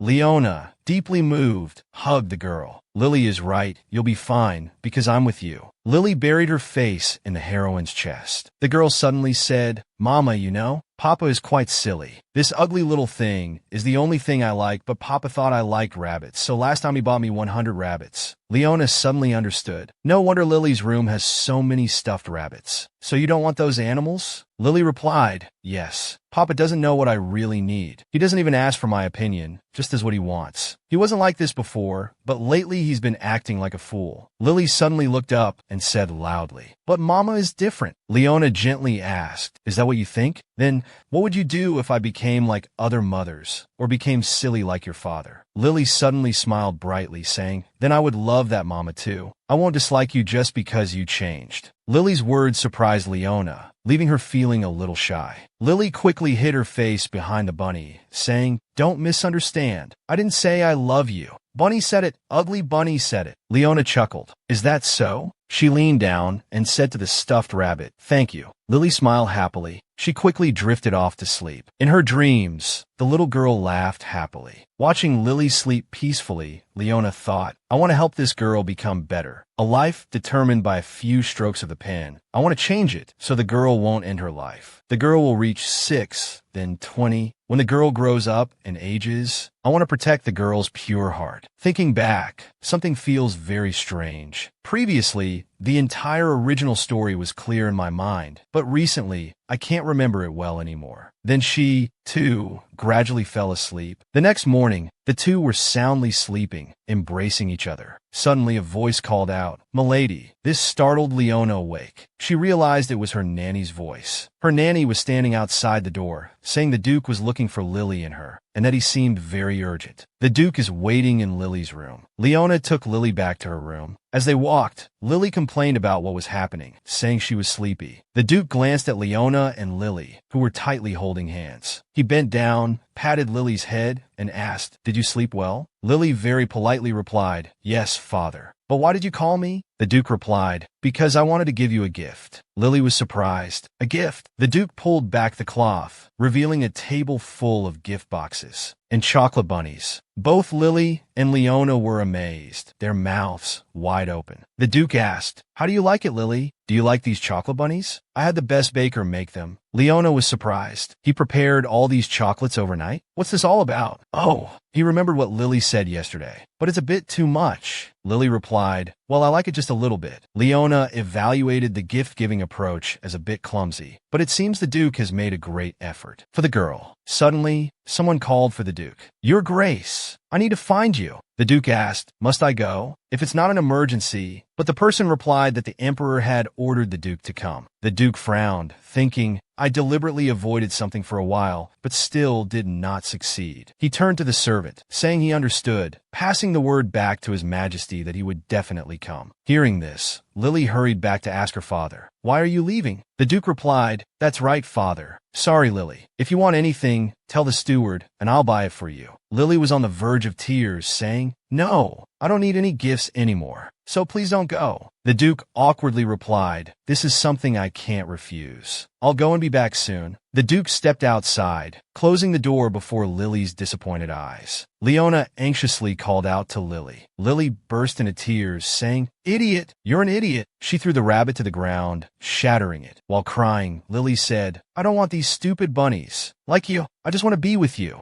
Leona approached and comforted Lily. She angrily thought, at first, I thought he was doing well, but in the end, he ruined everything. What could be so urgent? What should I do to make her feel better? Suddenly, she had a great idea. She leaned down and softly called, Lily, let's make some chocolate cookies. Lily asked in surprise, chocolate cookies? Leona replied, that's right. Let's do it together. A while later, Lily and Leona's creation, a plate of bunny-shaped cookies, was born. Lily joyfully exclaimed, "Lily really made these chocolate cookies. They look just like little bunnies. Cookies made by Lily." Leona was happily surprised at how much she liked it. For the first time, she felt it was really good to have learned how to bake. Leona lifted the tray, saying, "Now let's bake them." Lily responded, "Yes." A man stood by the stove. Lily ran over and shouted, "Daddy!" The man turned around. Lily said, disappointed, "What is this?" "This isn't father. It's Luca." Leona asked, surprised, "Luca, what are you doing here?" Luca said cheerfully, "I heard you two were making cookies, so I thought I'd help. I even brought some magic stones." Leona said, surprised, "That's a magic stone?" "This is the first time I've seen one up close." Leona asked doubtfully, "Can that stone really help bake cookies?" Luca cheerfully replied, "Of course. I just need to adjust the temperature and create fire. Trust me, leave it to me." Suddenly, Luca said, "Wait a minute, miss. You have some flour on your nose." Then he wiped Lily's nose with a cloth. The little girl angrily shouted, "Don't touch me." Luca just smiled and said, "I've wiped it off. Now you're all clean, miss." Leona thought, surprised, strange. I keep getting confused. Luca looks just like the Duke. The scene changed to a moment later. Luca was grooming a horse in the distance. Leona sat with her nanny and maid, intently watching Luca. Leona turned to the maid and asked, "Exactly what is Luca's job?" "I heard he's a knight. Is that true?" The maid replied, "I think so." The nanny said, "Come to think of it, I know nothing about Luca. I don't remember when he started working here." Leona asked, surprised, "Didn't he just start working here?" The maid answered, "No, he's been here a long time." The nanny said, "Really? As far as I remember, he only started recently." Lily, while eating cake, casually said, "Because everyone is so clueless. They don't know Luca has been here since I was a little kid." Leona, wiping Lily's face with a towel, asked, "Really? Do you know what Luca's job is?" The little girl looked confused. "His job?" Leona clarified, "Like what does Luca do?" Lily replied, "I don't know. But whatever Luca does has nothing to do with me." Leona smiled, thinking, "That's right. Just being cute is enough." Thinking about Luca, Leona wondered, is it because of his resemblance to the Duke that I'm mistaken? Truly a mysterious person. The scene shifted to a dark room. A man with a whip stood before a kneeling girl. The man said, "Astra, being born a girl, you must do something useful. You must live for this family, understand?" Astra replied, "Yes, father." That was Lady Astra's childhood. Back in the present, Lady Astra, now a grown woman, was heading to the Duke's castle. Astra thought, "I will succeed. Failure is not an option for me today." She brought a cake for Lily. Back at the mansion, the cookies Lily and Leona made were finally baked. Lily cheered joyfully. Leona smiled and said, "The cookies baked perfectly because Luca helped us. It's a shame he can't stay and have some." Luca said politely, "Excuse me, I'll be leaving now. I hope you all have a great time baking." Lily pouted, saying she wouldn't give Luca any, daring him to be distracted. Leona smiled gently. Leona held a cookie and said cheerfully, "The cookies are done. How about we have a tea party? I'll invite the nanny and the maids to join us. Everyone would probably enjoy it, right?" Hearing Leona's words, Lily seemed to ponder. The little girl reached out and took a cookie she had made. She carried the cookie back to her room. She placed the cookies into a box. The box now held the cookies Lily made and the jewels the Duke had given her. She saved the cookies for her father. Looking at the box, Lily smiled happily. She thought, "I'll give the chocolate cookies to father later." Leona and the nanny watched Lily, and they both smiled contentedly. A while later, the tea party was ready. Leona said cheerfully, "All right, let's try the chocolate cookies we worked so hard to make." Lily pushed her milk cup away and said, "Lily wants tea." The maid was surprised. "Oh, you're not having milk?" The little girl responded, "Lily is grown up now. I won't drink milk. Give me tea." Seeing this, Leona said, "May, give me milk." Lily was surprised. "Mom, you're drinking milk? But you're an adult." Leona happily explained, "That's right, because milk is full of nutrients that are good for health. So even adults should drink it." Lily asked, surprised, "Really?" Leona smiled. "Yes." She picked up a chocolate cookie, dipped it in the milk, and said, "Also, eating it like this is really tasty." She took a bite of the cookie. Lily's curious eyes widened, watching her with amazement. Seeing Leona eat so eagerly, Lily's eyes sparkled with excitement. She held her cup towards the maid. "More! Lily wants milk too." Give me milk. The maid cheerfully replied, yes. Lily very quickly defended herself. It's not because I'm small that I'm drinking it. It's just because it's delicious. Leona chuckled. All right, I know. Suddenly, the door to the room swung open and Astra walked in. Hello, Lily. I'm going to be your stepmother soon. I can't believe you're eating that cheap cake today. Everyone was surprised at her words. The nanny stood up. What are you talking about, miss? Astra snapped. Too noisy. Servants should be quiet and step back. Her harsh words made the nanny and maid fume with anger. Leona frowned, annoyed. Astra said happily, I brought some high-class food suitable for you. Since we're about to get engaged, I need to play the role of a proper mother, right? Lily angrily turned away. Get out of here. I only have one mother. Astra, unfazed, continued to smile. Don't say that. Just take a look, Lily. It looks delicious, doesn't it? Much better than that cake that only commoners eat. She presented a three-tiered cake. Lily shouted, It's not delicious at all. Take this damn pile of crap and get out. Her words left Astra speechless. Crap, she asked. Lily continued, Yes, because it smells like crap. So, ugly lady, get out of here. Leona worried that at this rate, the girl might develop a fever. Astra, with a malicious look, said, That's why I said children are truly spoiled. That behavior needs to stop. If you don't listen to your mother, I have no choice but to punish you. She raised her hand to strike Lily. Leona quickly embraced Lily, shouting, What the hell are you doing? The nanny and maid anxiously called out, Young miss, Lady Leona. Suddenly, a hand grabbed Astra's, preventing her from hitting Lily. She aggressively turned around and shouted, Who dares to stop me? Unexpectedly, the one who stopped her was the Duke himself, or so she thought. He asked her, What are you doing? She stammered, Duke, this matter.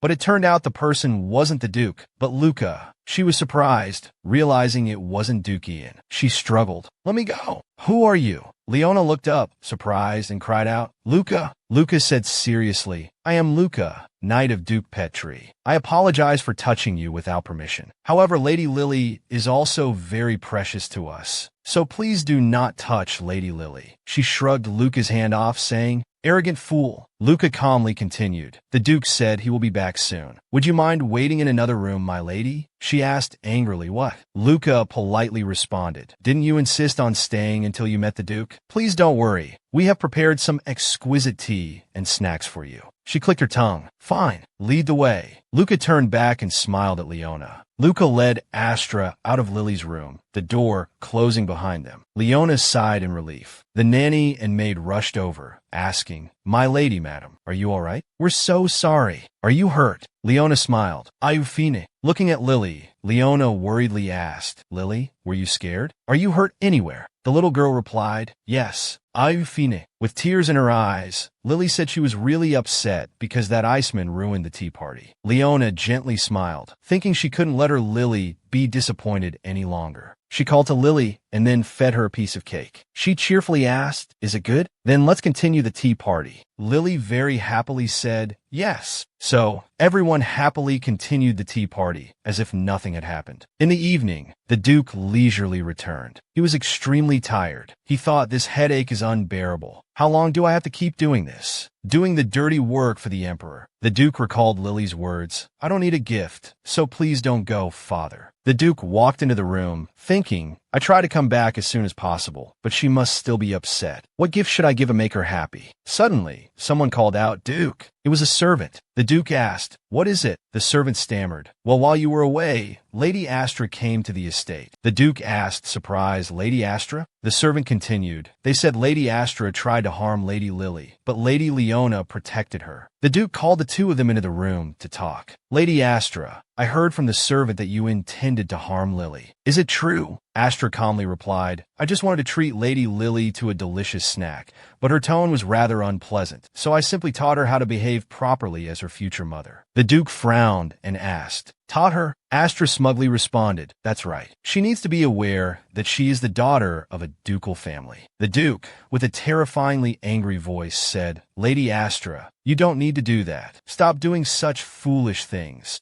Astra stubbornly replied, But the Duke interrupted. I said you are not to do such foolish things. Do you still not understand? Astra gritted her teeth in anger. Trying her best to endure, she bowed and said, I understand. I'll be more careful now. If you'll excuse me, I apologize for visiting unannounced. She turned and walked away. She's gone. The Duke said to Leona, "All right, you protected Lily, didn't you?" Leona angrily replied, "If you were her mother, would you just sit idly by and watch your child get hurt? I was only doing what needed to be done. I don't know who the Duke thinks Lily's mother is." Leona's words made the Duke pause and think. He asked, "I heard you organized a tea party and baked cookies with Lily." Leona responded, "The Duke must know what she did when you weren't around, right?" The Duke calmly answered, "Of course. Every single action is reported to me. I know everything about Lily." Leona indignantly asked, "Is that so? Then what is Lily like?" The Duke asked back, "What?" Leona firmly asked, "Do you know what her favorite snack is these days? Do you know what she likes to play with?" The Duke awkwardly responded, "Well." Leona resolutely continued, "Do you think that just because the servants report to you, you can know everything about Lily without talking to her? Is there any truth about her that you've witnessed yourself?" Nearly losing patience, the Duke said, "What's your point? I don't need your advice or anything of that sort." But Leona firmly asked, "Then why did you summon me? Aren't you curious and want to know more about Lily?" The Duke confusedly replied, "This matter," Leona continued, "it's not too late. Go directly to Lily and listen to her. What does she want and what is she like?" She firmly said, "Isn't that the role of a father?" The Duke was stunned by Leona's words, as if she had awakened him. What she said made the Duke recall Lily's biological mother. The Duke suddenly said, "I see now. I understand why Lily thinks differently about you."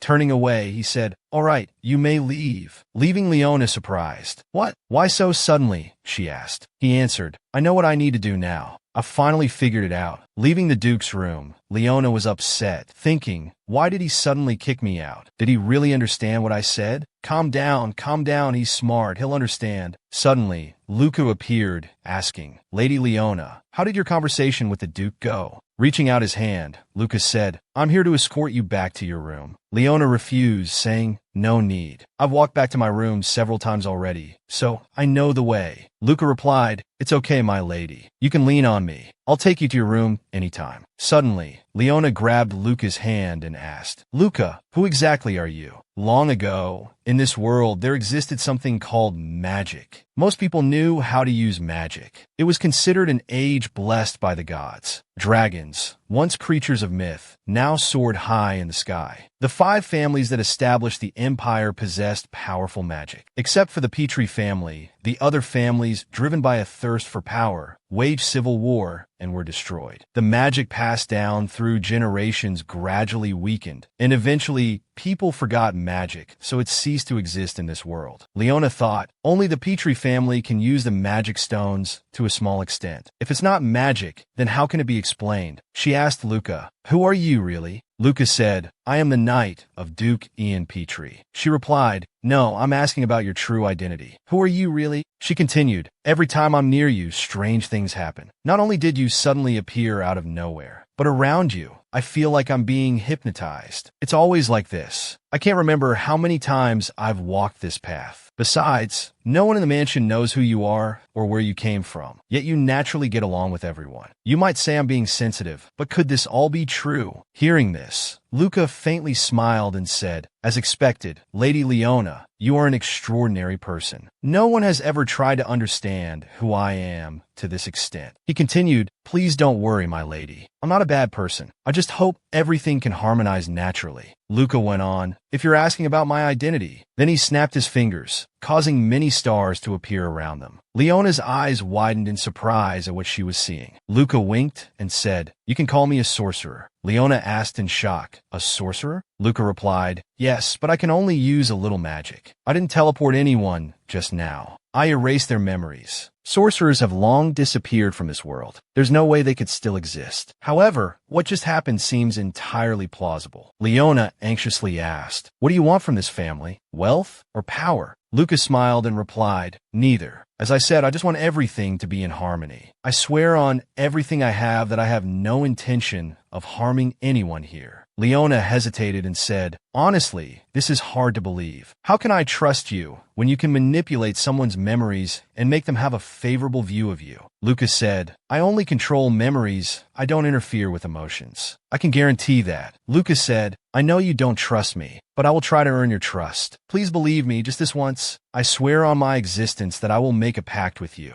Leona asked, "A pact?"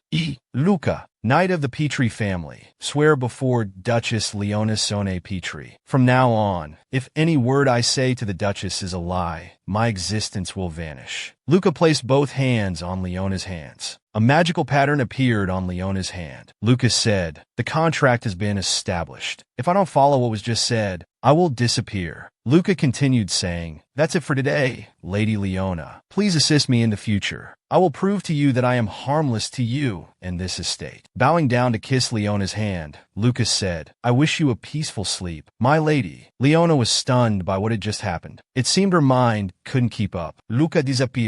Leona, surprised, couldn't believe her eyes and wondered what just happened. She had a headache thinking about it, but couldn't figure anything out. She should just ask him directly, though she didn't think he was a bad person. Remembering the time when Luca wiped Lily's nose, Leona told herself that he was more sincere with Lily than anyone else. The next morning, Leona thought to herself, there's not a single peaceful day. This morning, the Duke was dressed very elegantly. He asked why no one was saying anything. "Lily, you have a guest today. Hurry and get ready." Lily was sitting and drawing with Leona. She asked, "I have a guest? Who is it? It's the first time I'm hearing about this." The Duke casually replied, "Because I just told you." Lily immediately protested. "I don't want to. I've already decided to draw with my nanny and mama today." The Duke replied, "How long are you going to act like a child, Lily?" His tone suddenly sharpened. "I've told you countless times to stop drawing." Lily froze, stunned. The Duke continued, "Isn't meeting new friends more important than drawing? You need friends to share your thoughts with. I've come to realize." Turning to leave, he instructed, "I'll bring the guest to this room, so you two must get along well and not cause any trouble." Lily called out after him. Leona fumed silently. "He always says whatever he wants and then just leaves. He doesn't understand anything at all. All my efforts to persuade him were wasted." Lily, indignant, muttered, "Friends? What's he suddenly talking about? He always does whatever he pleases. He's such a dummy." Leona sat down to comfort Lily. "Since you have guests coming, let's prepare to welcome them. It seems your father wants you to make more friends." Lily, on the verge of tears, listened as Leona said softly, "If you don't like talking to the guests, I'll find a way to send them away, okay? How does that sound?" Lily flung herself into Leona's arms. "Okay," she mumbled, "please stay by my side, Mama." Leona stroked Lily's hair, a gentle smile gracing her lips. "All right," she reassured her, "I'll be right here." They tidied the room, changed their clothes, and prepared for a tea party to welcome their guests. The door opened, and two pretty little girls entered the room. The blonde girl spoke first. "Greetings, Miss Rebecca Petrie. I am Lily, daughter of Marquis Carp." The brown-haired girl followed. "Greetings, Mississippi. I am Raina Nadilla, the second daughter of Earl Nadilla. Please call me Ray." Both girls curtsied. "Thank you, miss, for inviting us to this tea party." Lily, composing herself, said calmly, "Come in, everyone. Please have a seat." Everyone then settled around the tea table. Leona sat beside Lily, silently offering encouragement. "You can do this, Lily. Just hold on." Lily, with surprising composure, announced, "I am Rebecca Petrie, daughter of the Petrie family." Lily smiled. "Thank you again for inviting us, Mississippi. We didn't expect to have the opportunity to meet you like this." Lily, cheeks puffing slightly, replied, "I didn't invite you. My father did." Lily responded, a touch of awkwardness in her voice. "Oh, really? Well, the Petrie family did invite us." Looking around the room at the mountain of rabbit dolls, Lily remarked, "There really are a lot of rabbit dolls here." "Miss Rebecca," the little girl continued, "I loved stuffed animals when I was little too, but stuffed animals are only for babies, right?" Ray, sitting beside her, giggled behind her hand. Lily bristled at the comment. Lily pressed on, "I was surprised when the Duke suddenly wanted to find you a friend. He even mentioned it directly." Ray chimed in, "That's why Lily and I came here especially." The two girls turned to each other, chattering, "Right? Right?" Lily seethed inwardly, wondering why she felt so irritated. Leona, sitting beside her, could only click her tongue in exasperation. Suddenly, an idea struck her. She asked the two young ladies if they would like something refreshing to drink. Both girls exclaimed, "Oh my!" Leona poured milk into their cups, offering it warmly.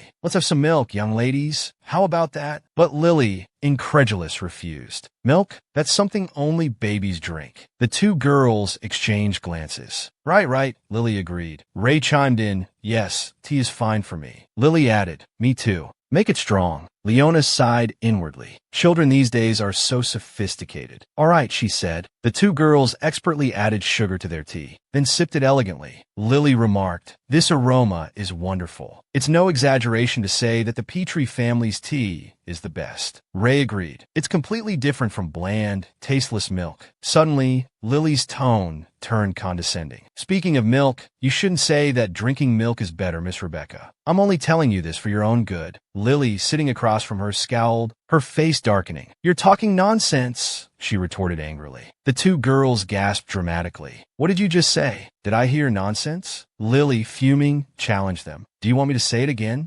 Leona, sitting beside her, clutched her hair in exasperation, silently screaming, "Oh dear heavens! No, Lily, don't!" But Lily, fueled by a righteous anger, shouted, "I said you sound like you're talking out of your asses." The two girls trembled with indignation. "Out of our what?" Lily pressed her attack. "Just because drinking milk is for babies, does that make you grown-ups? You're putting so much sugar in your tea. It's practically like eating candy." The girls were momentarily speechless, stung by the truth of her words. Leona, attempting to smooth things over, picked up the milk pitcher with a smile. "Milk is good for everyone, young ladies big and small. If you drink your milk, you'll grow tall and strong." Suddenly, Lily snapped. "Shut up. Who are you to interrupt us?" Leona raised her hands defensively. "No, it's not like that. Lily immediately grabbed Leona's hand. "Hey, she's my mama." Lily's outburst startled the other girls. "But, Madam, Lily stammered. Ray added, "Is she really your mother? Anyone would think she's just a servant." Lily's anger flared. "I said she's my mama. So she is. She's my only mama. You don't even know who my mama is, and you're talking about her like that. You pretend to be so mature, but you're just little kids." The two girls slammed their hands on the table. "What did you say?" Lily continued, her voice rising. "You're only sitting here because of my father, because I'm Duke Ian Petrie's daughter. Isn't that right?" The two girls stood up. "Miss, you're going too far." Lily shot back. "Too far? You're the ones who went too far," she shouted. "What you said to my mama, you said to me. Don't underestimate me." Lily hastily tried to explain. "We were just trying to offer you some friendly advice as friends. We didn't mean to look down on you." Lily's voice dripped with sarcasm. "Oh, really? Would you dare say that to my father's face?" The two girls fell silent, their bravado gone.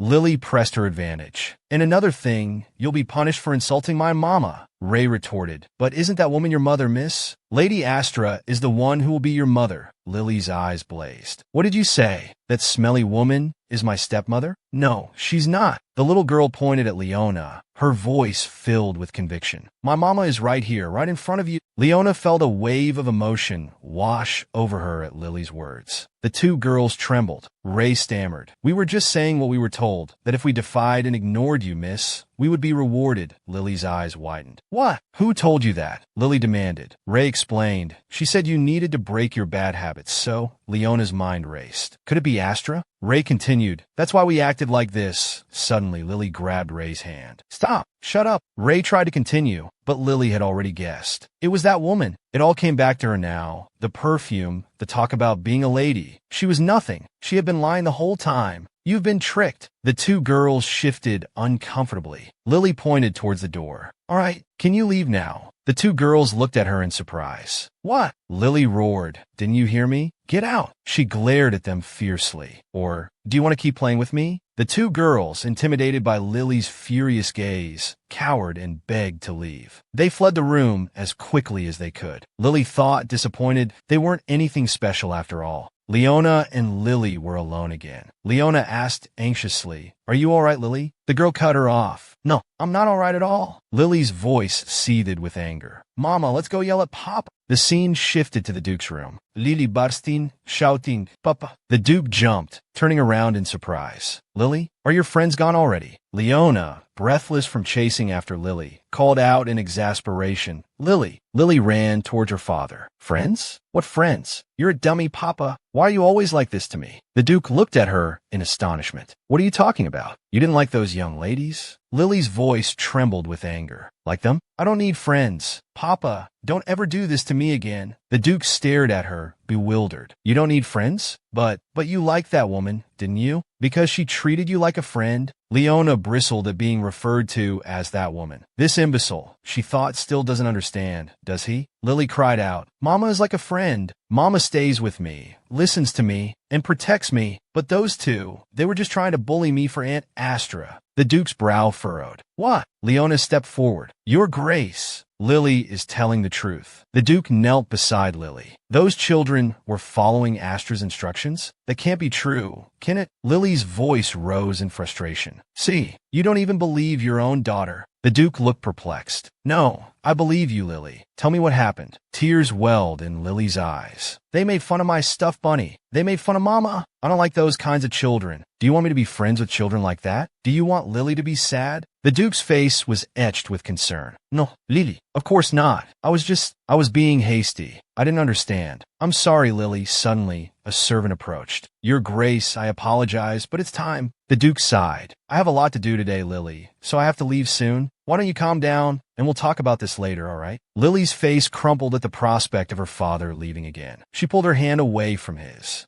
Her voice was thick with anger. You're just like them. I don't want to see you anymore. I hate you. The Duke called after her, but Lily kicked his leg and stuck her tongue out at him. I don't need a papa who doesn't listen to me and is always busy. She ran off, declaring she would leave before he did this time. Leona and the Duke called after her in alarm. Moments later, servants scrambled through the mansion, their voices echoing through the halls. Lady Lily, where are you? Leona joined the search, her heart pounding with worry. There must be a rabbit hole somewhere in this mansion, she muttered to the nanny, exasperated. How else could a child disappear so quickly? The nanny paused. Madam Leona, if I may. Leona turned to her. What is it? The nanny leaned in close, her voice hushed. I know where the young lady might be. It's a place she used to play alone before you came. Even after I was dismissed as her nanny, I would still bring her cookies there. It's a room with many books. Leona's eyes widened. There's such a place? She entered the room and saw Lily tucked away behind a stack of books, clutching her ugly stuffed bunny. Leona crouched down and spoke softly to the bunny. Hello, little bunny. Do you know where Lily is? Mama is really worried about Lily. Can you tell me if you know? To Leona's surprise, Lily, speaking through the bunny, said, Bunny says Lily is okay, so Mama shouldn't worry. Leona smiled. Is that so? That's good. She continued gently. Little bunny, can you tell Lily that Mama doesn't want her to be sad? The little girl nodded.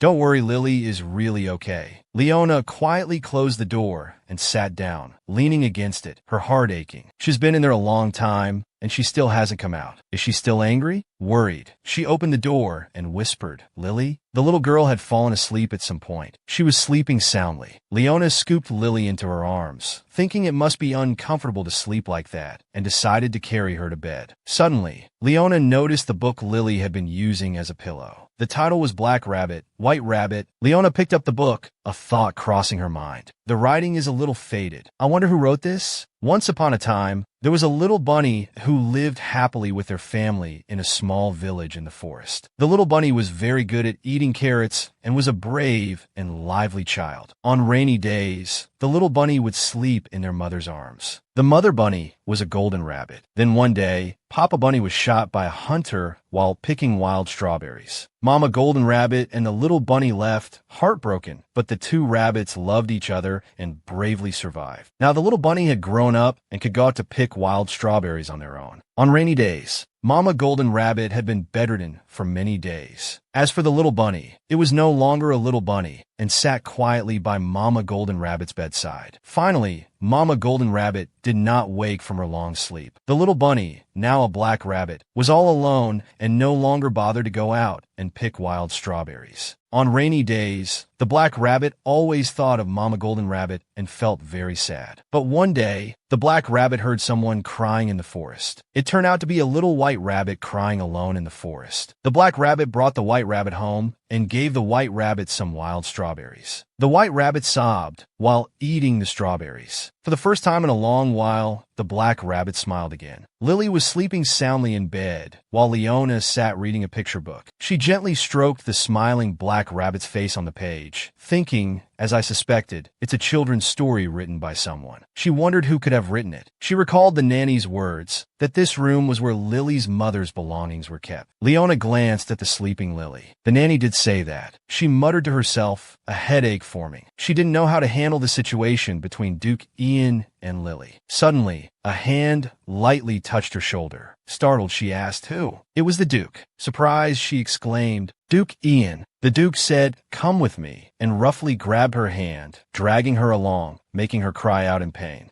Wait, Your Grace. What's wrong with you?" Suddenly, she angrily shook off his hand. "Duke Ian, what are you doing?" The Duke stood by the window, looking out, his voice filled with anguish. "It's all your fault. You're making her suffer. Lily isn't a child who says such harsh things. She's always listened to me. But ever since you came, she's become like this." Leona retorted angrily. "Are you blaming everything on me now? Do you hate me being with Lily that much?" The Duke clenched his fists in anger. He admitted frankly, yes. Leona thought, what am I supposed to do? I just wanted to help improve their relationship. I wanted them to be happy. Guilt gnawed at her. Is it all my fault that things have turned out this way? I love her, and she loves me. Is that why their relationship is falling apart? It's strange. In the novel, the Duke wasn't someone easily swayed by others, but now he seems so agitated. Leona's head throbbed. She wondered if the Duke's heart had changed after all this. She asked Duke Ian if he knew what was inside the treasured box Lily kept. The Duke asked back, "What is it?" She replied that the box held things the girl cherished, like a red jeweled brooch, and clumsily made rabbit-shaped cookies Lily had baked. Who were those for? The Duke,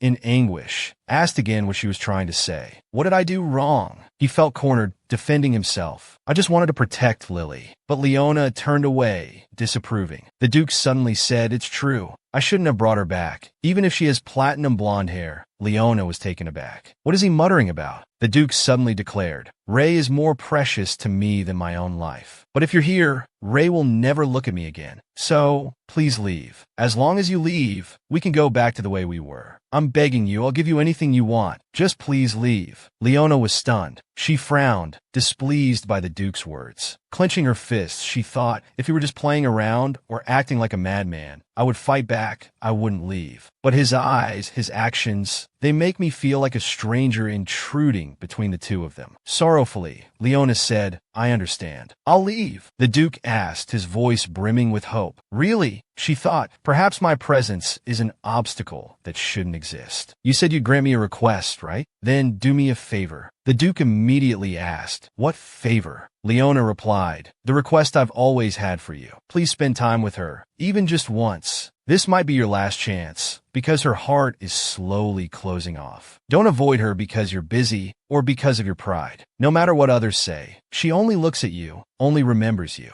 She loves you. She considers you family." Leona turned towards the door. "That's all I want. I'll be going now." The Duke suddenly said, "Wait, take this." As a final gesture of concern, the Duke tried to offer Leona a bag of money. But Leona simply said, "No, I gave you advice, not for money." The Duke was taken aback by her words. She suddenly smiled and continued, "I did all of this for Lily." Night fell. Leona walked alone through the forest. She had left the Duke's mansion. Looking back at the estate, she thought sadly, the place that was filled with laughter with her and Lily just this morning has now become a place that no longer belongs to me. In the end, I was just like all the other stepmothers. Lily, if you hate me, it's for the best. I promised you I wouldn't leave, but please don't grieve for too long over my broken promise. Remember, the only person who will always be by your side is your father. So your relationship with him must return to how it was before I appeared. I'll always remember you." Looking up at the sky, she told herself, "I'll find my own way." The next morning, Leona sat in a small inn, groaning in discomfort. "Oh, it hurts. It's only been a few days, but I suppose my stamina is poor because I've been cooped up in the mansion for so long." She thought, even though my body aches, I slept well. What should I do from now on? She suddenly remembered her promise with Luca. Now that I've left the mansion, is that promise still valid? She looked at the magical mark on her hand, the one that connected her to Luca. Resolutely, she decided, all right, I'm going to find out if magic truly exists in this world. Rummaging through a book, she gasped. Luca wasn't lying. It seems he's trustworthy. Everything Luca said was true. She closed the book, tucking it away. It doesn't matter anymore, she told herself, because I'll never see him again. Walking down the street, she thought, at least I'm relieved that Luca isn't the type of person to harm Lily. Suddenly, Leona's eyes widened in surprise. Before her stood a temple. Although this world didn't have magic, people still believed in supernatural powers. They believed in the god Amatis. They built temples to worship this god, and the royal family had a close relationship with the temple, even receiving prophecies related to the nation. Leona looked up at the temple, thinking there might be some clues about magic in the temple. If so, perhaps I can find a way back to my own world. Perhaps I can uncover something about the Petrie family's connection to the royal family and Luca's identity. I no longer have any ties to the Petrie family, but as for Lily, I can't give up hope for her happiness. She pushed open the doors and stepped inside the temple. A priest stood within the temple. He asked her what her business was. Leona smiled, replying that she wanted to pray. Now, she thought, I need to figure out what I can do. The scene shifted back to the Duke's mansion. On the night Leona left, the Duke stood on the balcony, looking down. He watched her go, clenching his fists, steeling his resolve. She was gone. He turned and walked back to his desk. He wondered if everything would return to normal now. The Duke closed his eyes, recalling Leona's parting words. Please spend time with her, even just once. This might be your last chance, because her heart is slowly closing off. Don't avoid her because you're busy or because of your pride. No matter what others say, she only looks at you, thinks of you, because she loves you, she considers you family. Looking at the mountains of paperwork piled on his desk, the Duke's thoughts were tormented. A sudden, sharp pain stabbed at his chest. He swept all the documents off his desk, sending them scattering to the floor. He collapsed, writhing in anguish. Lowering his head, he cursed, "Damn it." The scene shifted back to the present, inside the temple. The priest asked Leona, "Can I help you?"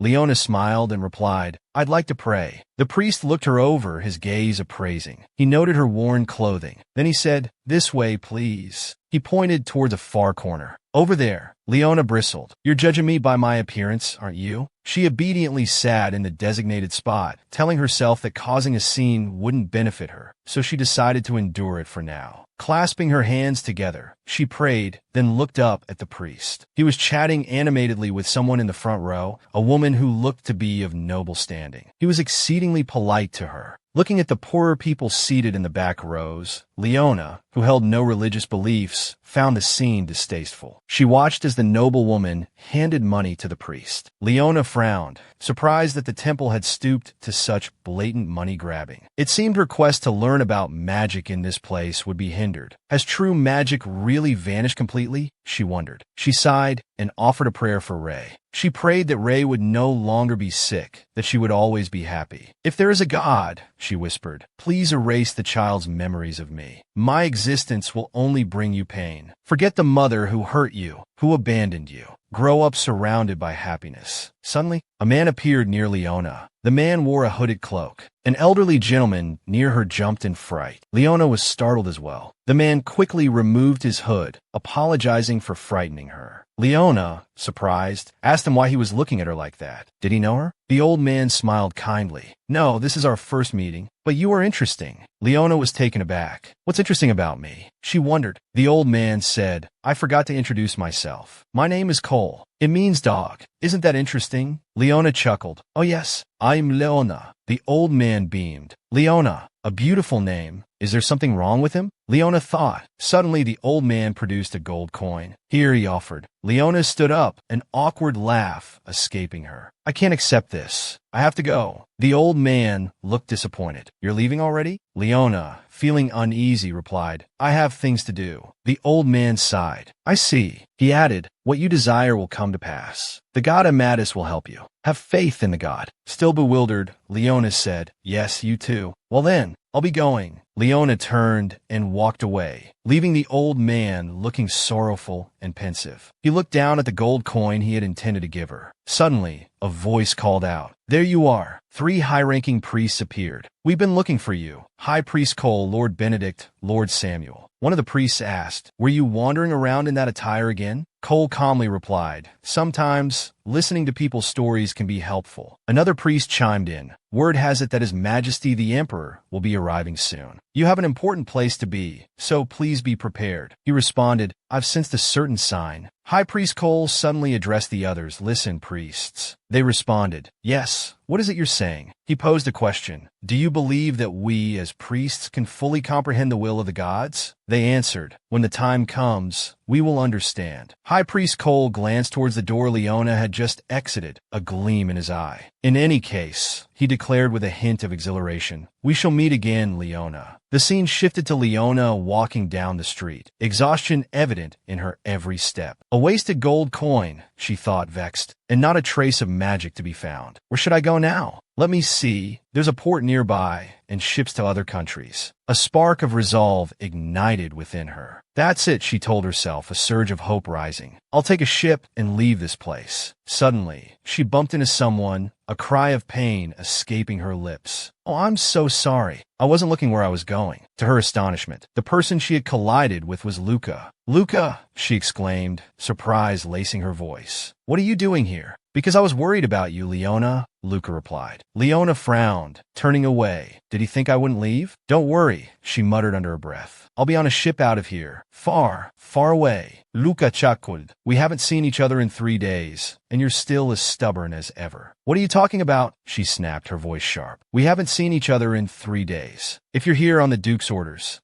Luca stepped closer, placing his hand on Leona's head. She swatted it away, her voice rising. What do you think you're doing? Right now, your mind must be racing with all sorts of thoughts, Luca said softly. You feel suffocated, unable to do anything. You're worried about Ray, and at the same time, you feel guilty. It's like a heavy stone weighing down on your heart. Cry if you want to. I won't let anyone see. Just let it out, Leona. Leona gritted her teeth, anger simmering beneath the surface. Who do you think you are? She hissed, pushing him away. What right do you have to comfort me? You're just saying these things because the Duke looks down on me. You're just like Ray, Luca said gently. Strong on the outside, but fragile within. What do you know about me? Leona retorted. I don't know, Luca replied calmly, but I understand. Why are you doing this? Leona demanded, her voice laced with suspicion. Aren't you his man? Why else would you be here? Did the Duke send you to spy on me? No, Luca quickly denied. The Duke doesn't even know I'm here. He gently cupped her face in his hands. So don't worry, he reassured her. I won't tell him anything. The dam finally broke. Tears streamed down Leona's face, the pent-up emotion she had held at bay for so long finally overwhelming her. What's your purpose? She asked, her voice choked with emotion. After a moment, she composed herself, turning away. Luca smiled. Have you stopped crying now? I wasn't crying, Leona denied. You want to leave this place, don't you? Luca asked. Are you leaving now? Leona admitted frankly. Yes, I want to leave this place. That's exactly what I thought, Luca said. Do you love that child? I hope she won't be hurt. What about the Duke? At the mention of the Duke, Leona's expression hardened. He's the person I hate the most, she declared. Luca looked surprised. He has his good points, too, he offered tentatively. No, Leona stated flatly. He's no good as a man and no good as a father. She suddenly looked at Luca, her eyes narrowed. What's with that look on your face? She asked. Luca sighed. Just try not to hate him too much, he pleaded. Are you his spokesperson or something? Leona retorted, her tone dismissive. Leona, Luca said suddenly. If you want to leave this place, I'll help you. And if you want to come back, I'll help you then too. Help me? Leona asked, surprised. How? Luca smiled, taking her hand gently in his. Like this. Leona closed her eyes. Are you casting a spell? She asked. The scene shifted to a vast expanse of ocean, waves crashing against the shore, whitecaps churning on the surface. Leona opened her eyes and gasped. The sea, she thought, bewilderment washing over her. I was planning to go to the port, but that's miles away. How did I get here? Luca's voice, filled with warmth, echoed in her ears. Leona, he said, I want you to be happy. So, go and do what you want to do. Go where you want to go. Leona pondered. Do what I want to do. What do I truly want? Maybe Luca could take me back to my own world. But what then? There's no one waiting for me there. I want to be with the people who are important to me, with the person I love, the person who loves me, to the image of Ray calling out Mama flashed through her mind. She bowed her head slightly and whispered, Ray, a fist clenched at her side, indecision warring within her. Actually, Luca began suddenly. Duke Ian is looking for you right now. Leona's head snapped up, astonishment etched on her face. Looking for me? Why? You're lying, aren't you? He chased me away. Why would he be looking for me now? Luca replied, It's hard to believe, isn't it? He covered Leona's eyes with his hand. Well then, see for yourself. The scene shifted to the Sione's family mansion, Leona's childhood home. The Duke was there, his voice sharp with anger. Where is Leona? He demanded of her parents. Her father replied, We don't know where she's gone. The Duke's voice rose in frustration. She's your daughter. How can you not know where she is? Tell me the places Leona frequents, or her friends. Her father simply repeated, We don't know. Luca gently removed his hand, and Leona slowly opened her eyes, the name Duke Ian echoing silently in her thoughts. What was that just now? She asked Luca. I used magic to let you see what was happening at the Sione's family mansion, he replied. Luca explained that ever since the day she left, the Duke had been filled with regret, but lacked the courage to seek her out, unable to even understand his own feelings. He'd only been taking his frustration out on his family. Leona laughed, a delighted, almost silly sound. Seeing her laugh made Luca even happier. He asked her what she wanted to do now. I don't know, Leona admitted, but thinking about the Duke makes me angry. But he made a misery. Then, with a surge of joy, she declared, I want to go back to her. She continued, Luca, take me back to where I was. There's somewhere I want to go, though I don't know if I can return.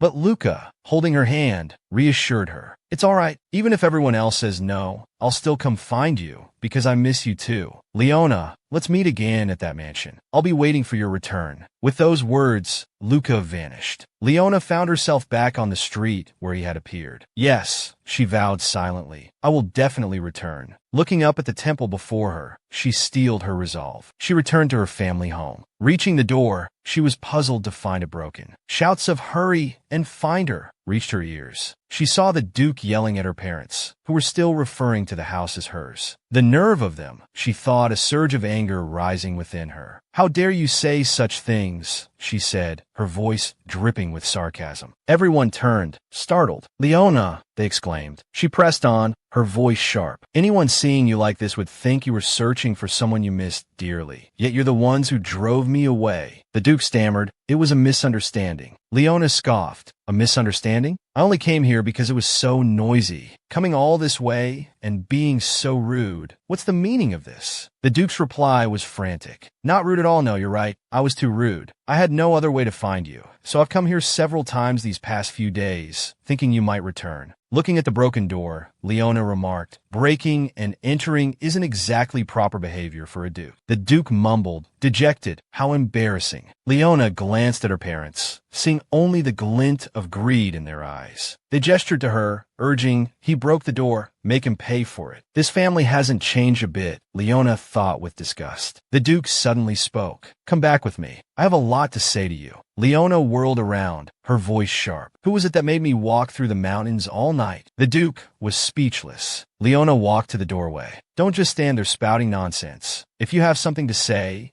it while we walk. Suddenly, her father rushed forward and grabbed her hand. Leona, he pleaded, you have to listen to your father. You can't just leave like this. The Duke has been coming to see us these past few days. Look how much we've suffered. Wouldn't it be better to just talk to the Duke directly? Leona said wearily. You're going to make him pay for the door again, aren't you? The Duke calmly replied, I'll do as Leona wishes. Leona sighed. After all this time without seeing your daughter, this is all you have to say? Shouldn't you be asking about her well-being first? Her father was momentarily speechless. All right, it's been a while. You look well, so it slipped my mind. Leona asked suspiciously, really? Speaking of the door, wasn't the compensation for my head injury last time enough? Did you spend it all? Leona's gaze swept over their expensive clothes and gleaming jewelry. I can't believe you spent it all, she said sharply. Thanks to your injured daughter, you seem to be living quite comfortably. Her mother gasped, Leona, how can you say that? We only used it for important things. Everything we do is for this family. Leona's voice crackled with anger. Watch your words, she snapped. I'm not part of this family.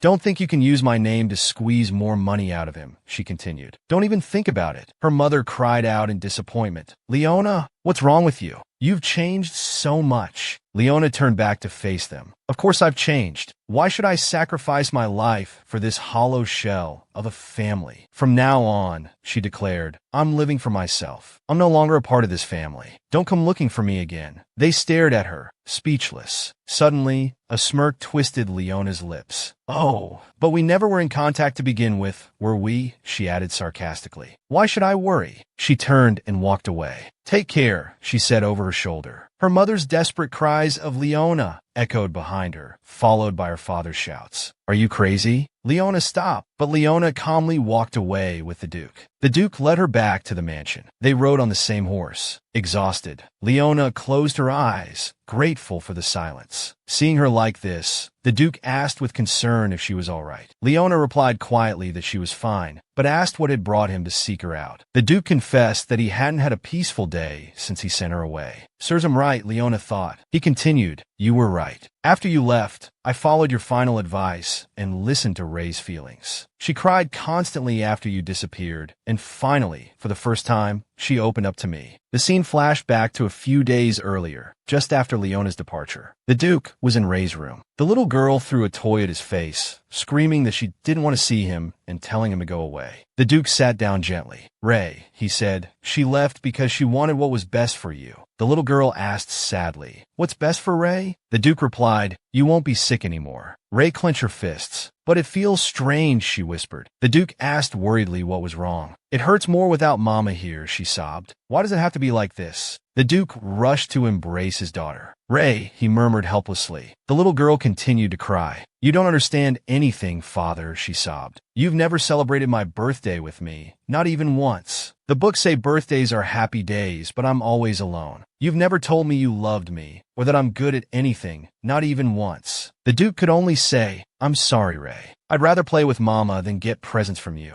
the little girl continued. So now I feel so sad, Father. Understanding dawning on him, the Duke said, Father will bring her back to you, Ray. The scene shifted back to the present, the two riding through the mountains. It felt like tangled threads unraveling. The Duke said, realizing how foolish I've been. Because of that, my heart is no longer burdened. I thought we'd be fine without you, and my pride led me to make such a stupid mistake. It's all my fault. I wronged you out of fear of losing my daughter. Even if you don't forgive me, it's all right. As long as you can be Ray's mother again, that's enough. My daughter and I understand each other better because of you. Squeezing his hand, Leona thought, if only he had told her how he felt when he returned, her heart wouldn't have wavered so much. The Duke said generously, whatever you want, I can give it to you. Leona replied nonchalantly, what if I said I wanted a magic mineral vein? Unexpectedly, the Duke's answer was, all right. Leona stared at him, dumbfounded. Arriving at the mansion, the Duke dismounted and helped Leona down. Whatever you want, I'll give it to you. I'm serious. Leona thought a magic mineral vein is something even the Emperor desires, yet he offers it like it's nothing. She asked, why are you going this far? Don't you have a fiancé? Shouldn't she be Ray's mother now? The Duke smiled. I've taken care of it, so don't worry. Now, that position is yours. Leona's eyes widened in surprise. What are you saying? The Duke extended his hand, saying softly, come with me. You can hate me, but please be the mother of my child. Leona frowned. Even if I die, I won't forgive you.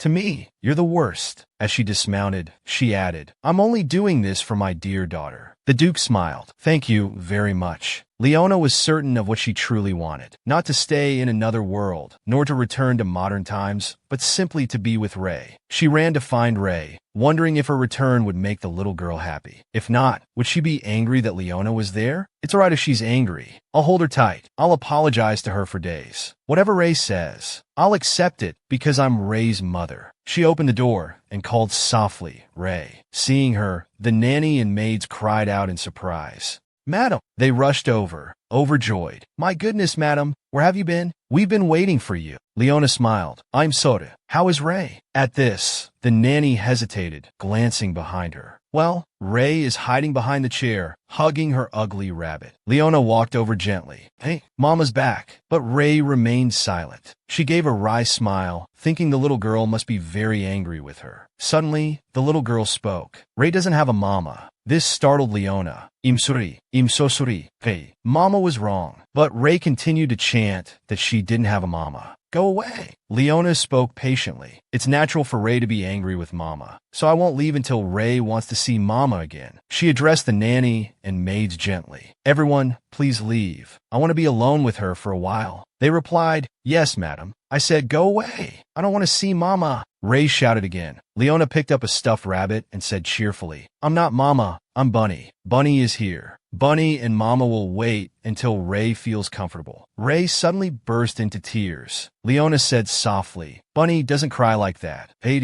don't. Leona felt a pang of sadness. Ray's crying is breaking my heart. But truly, she felt happier with Ray than she had during the time she was alone. The little girl continued, explaining that her father was the same because he had driven her mother away. He said it was his first time being a father, so he didn't know what to do. Then he apologized to her and said he would find her mother no matter what. So Ray has been waiting. Leona cried out in anguish. Ray sobbed, but it was so sad thinking about not knowing if Mama would come back. I even had a fever and coughed. I kept dreaming that Mama wouldn't come back. No matter how much I called for her, Mama didn't look back at me and left me alone. Leona said sadly, from now on, Mama will absolutely never leave you again. But the little girl didn't believe her. You're lying. Leona said patiently, Mama is telling the truth. I promise. I'll stay by your side until you believe me. Ray put down her teddy bear. You're so silly, Mama. You're so silly for not listening to me. You're so stubborn. Now that you're back, you're saying I'm pretty and all that. Leona smiled, wiping away Ray's tears, thinking, even so, you still call me Mama. I missed you so much. It's only been a few days, but my Ray has gotten thinner. Ray cried, whose fault is this? Leona quickly hugged Ray tightly. I'm sorry, it's all my fault. From now on, we'll eat lots of delicious food and live together, okay? We'll eat together, play together, and be healthy, okay? In her mother's embrace, Ray replied, whatever. And just like that, the little girl smiled brightly. That night, Leona sat watching over a sleeping Ray when a voice said, is the little one asleep? It was the Duke. Leona replied, yes, Ray is sleeping soundly. Looking at Ray, the Duke said affectionately, she hasn't slept this peacefully in a long time. Leona suddenly retorted, you should say that when she's awake. You should say those words directly to her.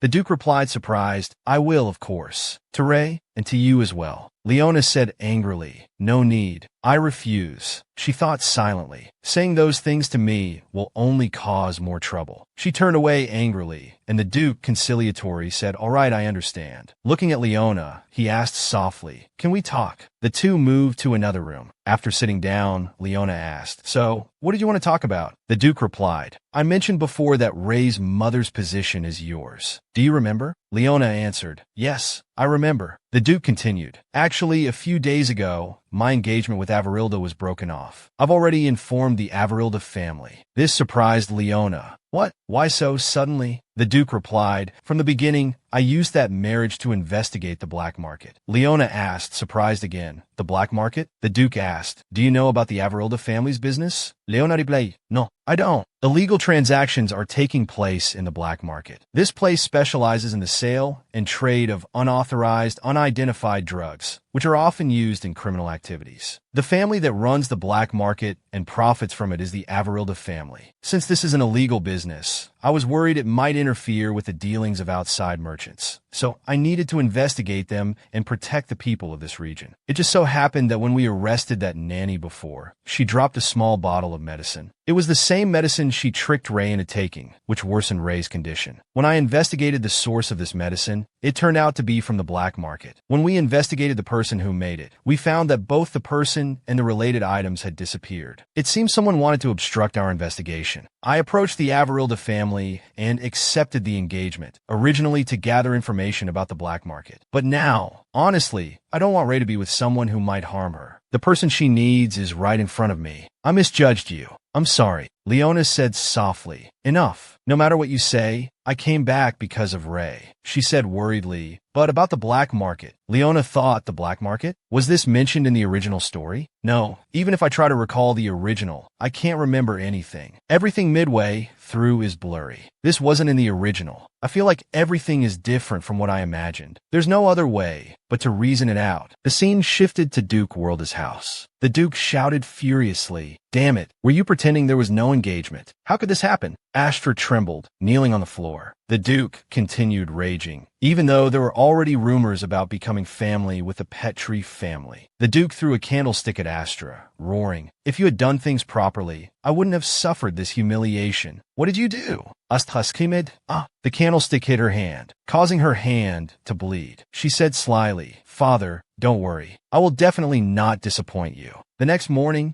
Ray woke up and cheerfully asked her mother, did you sleep well? Leona replied, "Good morning, Ray. Did you sleep well?" The little girl answered, "Yes." Gently stroking the girl's cheek, Leona thought, "It's been 10 days since I returned to the mansion. After I came back, Ray was sick for a few days, but now she's fully recovered. Every day, Ray sticks to me like a shadow. She's probably afraid I'll leave again. But she doesn't need to worry, because now I'll stay by her side. I won't ever leave again." Holding the little girl, Leona said, "My Ray is so warm and soft." Ray happily replied, "Mama, you're warm too." Suddenly, Ray jumped up and said, "Oh right, now's not the time for this." Leona exclaimed in surprise, "Ray." The girl pulled Leona to her feet. "It's probably ready now. Mama, let's go see." Leona was surprised. "See what?" The girl replied, "Your room." This startled Leona. The two of them walked into the room, and Leona's eyes widened in surprise. Ray said very proudly, "Papa has been renovating this room for a while now. It looks nice, right?" Ray continued, "Now this is your room, Mama." Leona exclaimed in shock. "What?" Leona asked. "But I already have my own room." "Hey, Fronet, are you talking about that dark and cramped room? How could you live in a place like that?" Looking behind her, Ray asked, "Papa, isn't that right?" The Duke appeared behind Leona and replied, "That's right." This startled Leona, and she cried out, "Duke!" The Duke continued, "This is the Duchess's room. It's been vacant for a long time. Since you are Ray's mother, it's naturally yours." Leona hesitated, but the Duke asked, "Or do you think it's not enough? If there's anything you want, even something precious, I'm prepared to provide it." The pressure was overwhelming, so Leona quickly replied, "No, I think it's enough." Leona still wasn't used to this situation. Looking at the father and daughter, she smiled inwardly, thinking, "But if Ray is happy, then I suppose it's not so bad." Suddenly, the Duke asked if everyone had eaten. Leona replied, "Not yet." The Duke said shyly, "I haven't either." "In that case, how about you eat with us? I'll prepare breakfast." Leona was surprised and asked, "What?" "Hey, shote a pili, breakfast. We're eating together?"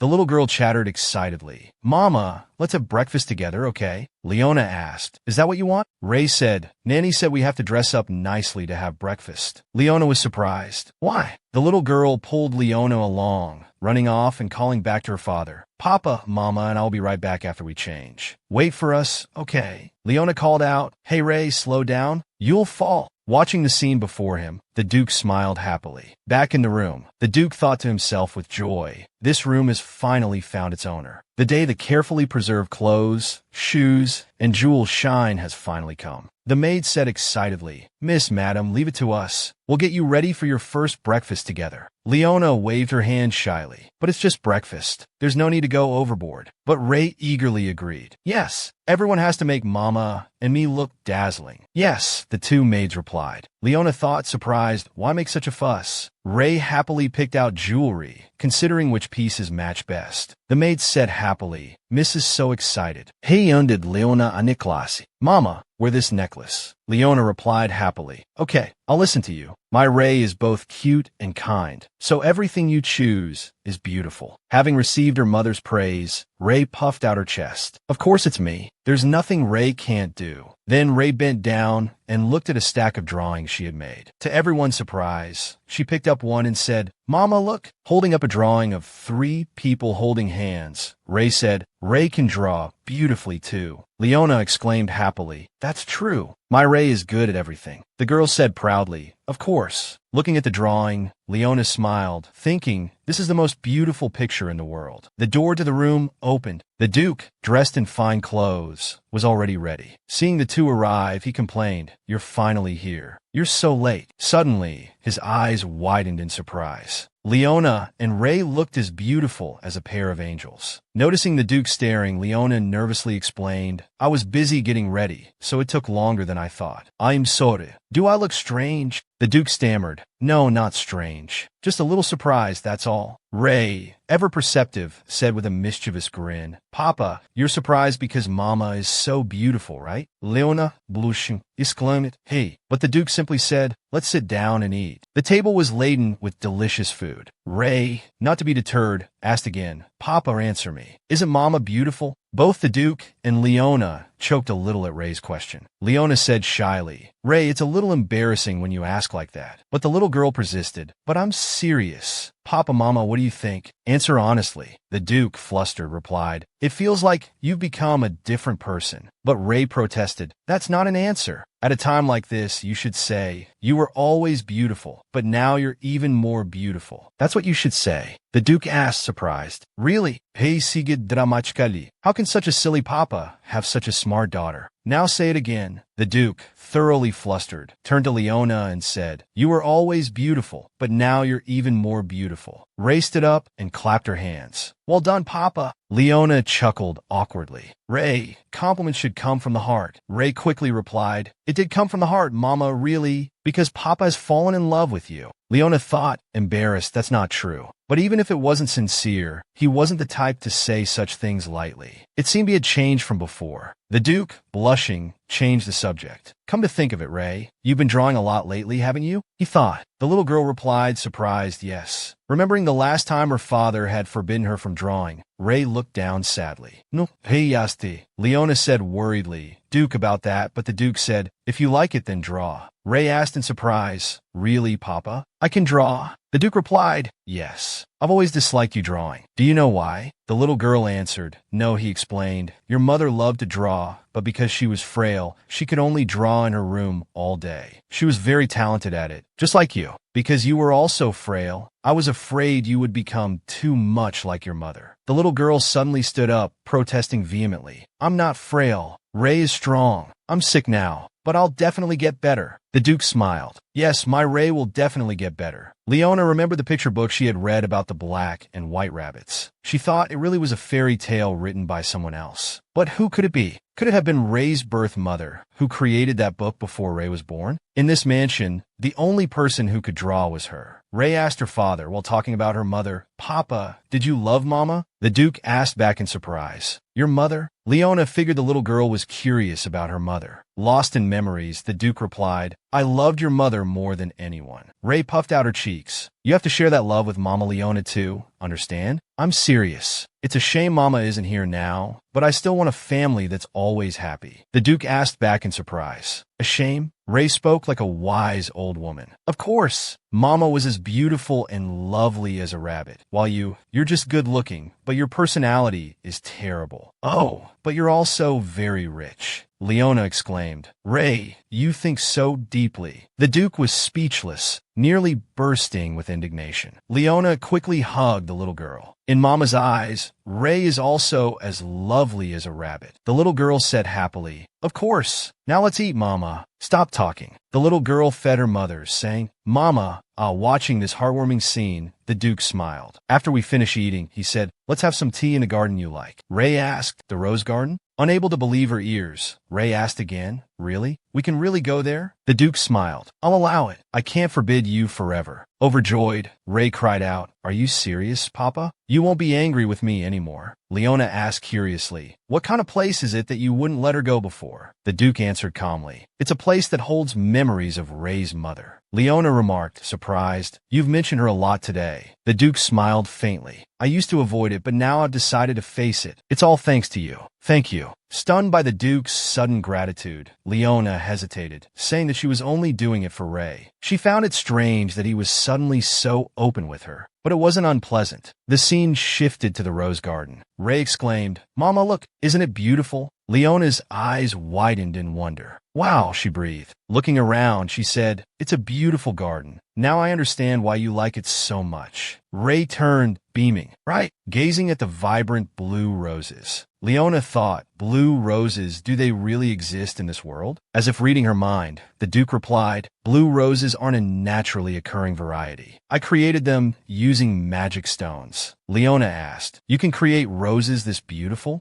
Gently stroking a blue rose, the Duke said, "These flowers can only be kept in a greenhouse. Not everyone is allowed in here. This garden was built specifically for Ray's mother." Leona was taken aback by the Duke's words. Looking at her, he smiled. It suits a beautiful woman perfectly. She wondered if he realized how inappropriate those words were for him to say. But then the Duke called out, "Ray." The little girl turned. "What is it, Papa?" The Duke sat down to face her. "Listen carefully. This was your birth mother's favorite place. She would sit here happily, eagerly awaiting your arrival. In your mother's heart, you were her precious treasure." Ray said sadly, "But Mama died and left me a long time ago. If I was her treasure, why didn't she give me a name? She said she would wait for me, but she didn't even leave a letter." The Duke froze, unsure what to say. Ray continued, suddenly pulling away from the Duke's hand. Ray cried, "Papa, stop talking." Running to Leona, she said, "Mama, Leona is more important now. So don't talk about the past anymore, or Ray will be angry." The little girl ran off, leaving the two of them alone. Leona felt a pang of sadness. This girl is only 5 years old, so it must be hard to accept her mother's death, she thought. Turning to Ian, she said, "Duke, is this something she really needs to know?" He replied, "Not necessarily." But Leona said, "Then give her time, until Ray can fully accept it." She then asked, "I see you like this place too. Why haven't you come here all this time?" The Duke replied, "Actually, Ray's mother couldn't accept having a child at first. By the time she did, many things had already happened. Then, after she suddenly passed away, I didn't want to come here anymore. But it's true that she loved this child. I wanted the child to know that her mother loved her very much." Leona asked, "There's more to it than that, isn't there? What's the reason you're hiding the truth about Ray's mother from her?" The Duke turned away. "Perhaps," she pressed on, "you have a reason you can't tell me, but you can't hide it forever. You can't lie to Ray forever. It's not time yet. Tell Ray the truth when she's older." The Duke replied, "I'll consider it." Suddenly, Ray came running back towards Leona, holding a blue rose. "Mama here. It suits you." Leona smiled brightly. "A present for Mama? Thank you, Ray." Suddenly, the Duke spoke. "Come to think of it, there's something I didn't mention at dinner." Leona asked, "What is it?" The Duke announced, "Soon, I will officially declare you the Duchess of the Petrie family." Both Leona and Ray responded with shocked. "Declare?" Ray asked, "Does that mean Mama will officially be my mama?" The Duke answered with a pleased, "That's right." Ray, overflowing with joy, exclaimed, "Really? That's wonderful. Let's have a party so everyone knows." "A party for Mama?" the Duke asked. "I thought you hated parties." Ray replied, "I do, but now that I have a mama, I don't hate them anymore. I want to tell everyone that I have a mama now, so they won't look down on me anymore." Leona's heart ached, so that's why she doesn't like parties, she thought. Ray continued, scheming, "I'll embarrass them. How dare they make fun of me last time?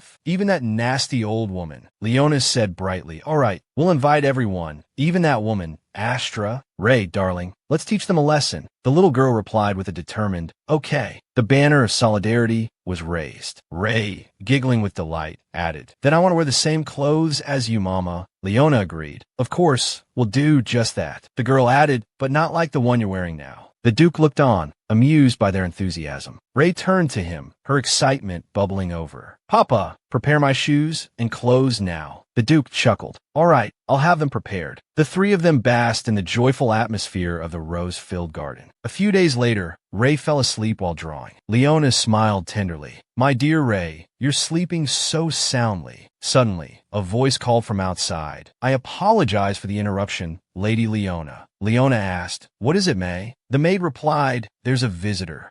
Leona asked again, surprised, "A visitor?" The maid confirmed, "Miss Astra says she wishes to see you, my lady." Surprised, Leona thought, "Astra wants to see me?" Curious as to why Astra would suddenly seek her out, she instructed the maid to bring Astra to her balcony room. She wanted to hear what Astra had to say. In Leona's balcony room, the two women sat facing each other. Astra spoke politely. "Thank you for receiving me, Miss Leona, despite my sudden arrival." Leona, getting straight to the point, asked, "Why did you want to see me?" Astra replied, "I came to apologize for my previous behavior." Astra continued, remorsefully, "I acted rashly, driven by my desire to treat the young girl well. I didn't realize I was wrong then. Thanks to you, Miss Leona, I've come to understand my mistake. I wish to apologize to Miss Rebecca." "Where is she?" Leona replied that the girl was taking a nap. Astra said, "I understand. Then I will return later to greet Miss Rebecca." Leona thought, it's good that she knows her place, but is she sincere, or is there something else behind this? Astra continued, "Actually, not long ago, Duke Ian sent word that the engagement has been called off. You're aware of this, aren't you?" Leona answered, "I am." Astra smiled. "It seems Duke Ian has already informed you. Soon you'll officially become the Duchess. After all, Miss Rebecca is quite obedient. However, are you truly all right with this?" Leona asked cautiously. "What do you mean by that?" Astra continued, a malicious glint in her eye. "Because the lords and vassals who follow the Duke are not at all pleased with this. It's not your fault, Miss Leona, but isn't your background a little unsuitable?" Leona answered firmly, "I don't care what they think of my background. This is Duke Ian's decision, and they must obey." Astra gave a cold laugh. "Is that so?" she asked again. She stood up. "Although I came with good intentions to offer advice, seeing as how you are, I believe my sudden visit has startled you, so I'll take my leave. Turning to a servant, she said, bring my coat. Leona's eyes suddenly widened in surprise. On Astra's coat was a blue rose. She smiled, a venomous sweetness in her expression. Ah, this brooch. Such a beautiful blue rose, isn't it? A gift from Dukian. I don't know if you're aware, but blue roses only exist on this estate. Not everyone can possess one. So, I mistakenly believed I held the Duke's true affection. Leona's mind flashed back to the rose garden. The Duke had said these roses weren't real, that he'd cultivated them with magic stones. She'd even asked him if such beautiful roses could truly be cultivated. These flowers could only be grown in a greenhouse, a place not easily accessible to everyone. He'd also said that these flowers were only given to beautiful people. He did say that, Leona thought, a pang of hurt resonating within her. Astra muttered under her breath, what a gift! I went through so much trouble to find it. But outwardly, she feigned concern. Oh dear, Miss Leona, what's wrong? Are you upset because of this brooch? She asked with false solicitude. Are you all right? Leaning closer to Leona's ear, she continued, her voice laced with venom. Doesn't Miss Rebecca treat you like her real mother? That's why the Duke made you the Duchess. Why would he ever send you away? Leona, startled, asked what? Suddenly, the nanny appeared at the door. The nanny hesitated, then apologized. I'm sorry to interrupt, my lady. Do you have a moment? Miss Ray has woken up and is asking for you. Astra put on a cheerful facade. Oh my, if that's the case, I must be going. She continued, it was lovely chatting with you, Duchess Leona. Let's meet again soon. Her smile was a thin veneer over her malice. She turned and left, leaving Leona standing there, lost in thought. The nanny, noticing her mistress's troubled expression, asked, my lady, are you all right? You don't look well. Did that woman say something unpleasant again? Leona, snapping back to reality, replied, no, I'm fine. More importantly, how is Ray? The nanny answered, Miss Ray thought you had disappeared again and was crying terribly. I told her you were entertaining a guest, but she didn't believe me and kept running out to look for you. Leona replied, I understand. Let's go back. The Duke's words echoed in her mind. You can hate me, but please be a mother to my child. I will soon announce to everyone that you are officially the Duchess of the Petrie family. Then Astra's words. Doesn't Miss Rebecca treat you like her real mother? That's why the Duke made you the Duchess. Why would he ever send you away? A wave of sadness washed over Leona. So, Ian chose me to be the Duchess out of responsibility for Ray, she thought. The next morning, a dazzling array of beautiful, ornate dresses lay before them. Ray exclaimed, Mama, what should we wear to the party? Which one suits us best? Leona smiled. These are all for you to choose, Ray. I'll look beautiful no matter what I wear. She suddenly thought, but it would be nice if I didn't have to wear a corset. They make it so hard to breathe. The nanny suddenly turned to her and said, my lady, don't worry. None of these dresses require a corset. Leona asked, surprised, really? The nanny continued, picking out a dress. Luca is here too. He gave me some advice, saying you would like this type. He said, how about this style? I think it would suit you, Duchess Leona, and it's very comfortable. Ray chimed in, yes. Let's choose that one. Leona smiled. Luca is so thoughtful. Suddenly, Ray ran over with several necklaces, exclaiming, Mama, I think these would look great on you. Try them all on. Leona chuckled warmly. Really? Should I try them all on, just like you said? Ray continued, because you have to shine at the party, so this one suits you, and that one suits you too. Later that evening, Leona exclaimed, oh my goodness, I'm exhausted. She recalled Ray constantly pulling at her. Mama, try this one next. She groaned. We've already tried on 10 outfits. Preparing for the party was proving to be quite the ordeal. Her body ached. Looking at Ray, fast asleep, she thought even so, today was a happy day. Glancing at the clock, she doubted she'd be able to sleep and decided to take a walk in the garden. As she strolled, a voice suddenly asked, couldn't sleep? She gasped, Luca. The figure emerging from the shadows was indeed Luca. He smiled. It's good to see you at the mansion again. Leona replied, I promised I'd visit again, didn't I? Didn't you? Luca asked. Lady Leona, have your feelings for the Duke changed? Leona replied, I don't think so. Lately, I've been worried about whether I can even stay by his side. She thought to herself that their relationship had improved recently. Luca said, it seems that way. but the Duke thinks of you often. Leona responded, you always speak well of the Duke. Why do you do that? Is it out of pity? Luca answered, actually, the Duke has been different since that day. Leona asked, surprised, that day? Luca spoke as if reminiscing. He hasn't known fear since he was young, so sometimes he does things no one can understand, like getting jealous for no reason. Sometimes, he's even more childish than Miss Ray. I don't know what the Duke is like in Lady Leona's eyes, but I still think only you can change him. Lady Leona. The scene shifted to the Duke's room. He was sound asleep, dreaming. He murmured, no, don't go. In his dream, the Duke was a boy. His father said, Ian, remember, you must never fall. You're the only one left in the family. Don't hand it over to... Then his father turned and left. Ian cried out in terror, Father, Mother, don't go. Please don't leave me. Ian reached out, but his parents gradually disappeared. Suddenly, a girl pulled Ian back. The girl called out Ian's name, but he couldn't remember her face. The Duke woke up with a start, shouting, ah. He held his head, cursing, damn it, that dream again. He wondered who those people were. My father, my mother, and someone else. My childhood memories are a mess. He thought, lately I've been getting dizzy, and I even feel pain for no reason. What's wrong with me? He clenched his fists, reassuring himself, calm down. Think of the people you need to protect. The most important person to me right now is Ray. And this family. Just thinking about them calms me down. The next morning, Leona was tired. She hadn't slept last night. Thinking back to the previous evening, she realized that talking with Luca had lifted her spirits considerably. Luca had said, I think only Lady Leona can change the Duke. At the time, Leona had asked, surprised, me? Why would you think that? Luca had smiled, because in this mansion, only you see him for who he truly is. Then she remembered Astra's words. Doesn't Miss Rebecca treat you like her real mother? That's why the Duke made you the Duchess. Why would he ever send you away? And the blue rose on Astra's blouse. She wondered if she was the only one who could change him, but she couldn't fathom his true intentions. Seeing her like this, a maid worriedly asked if she hadn't slept last night, saying she looked tired. Leona smiled. Are you fine? Ray had just woken up. The maid continued. If possible,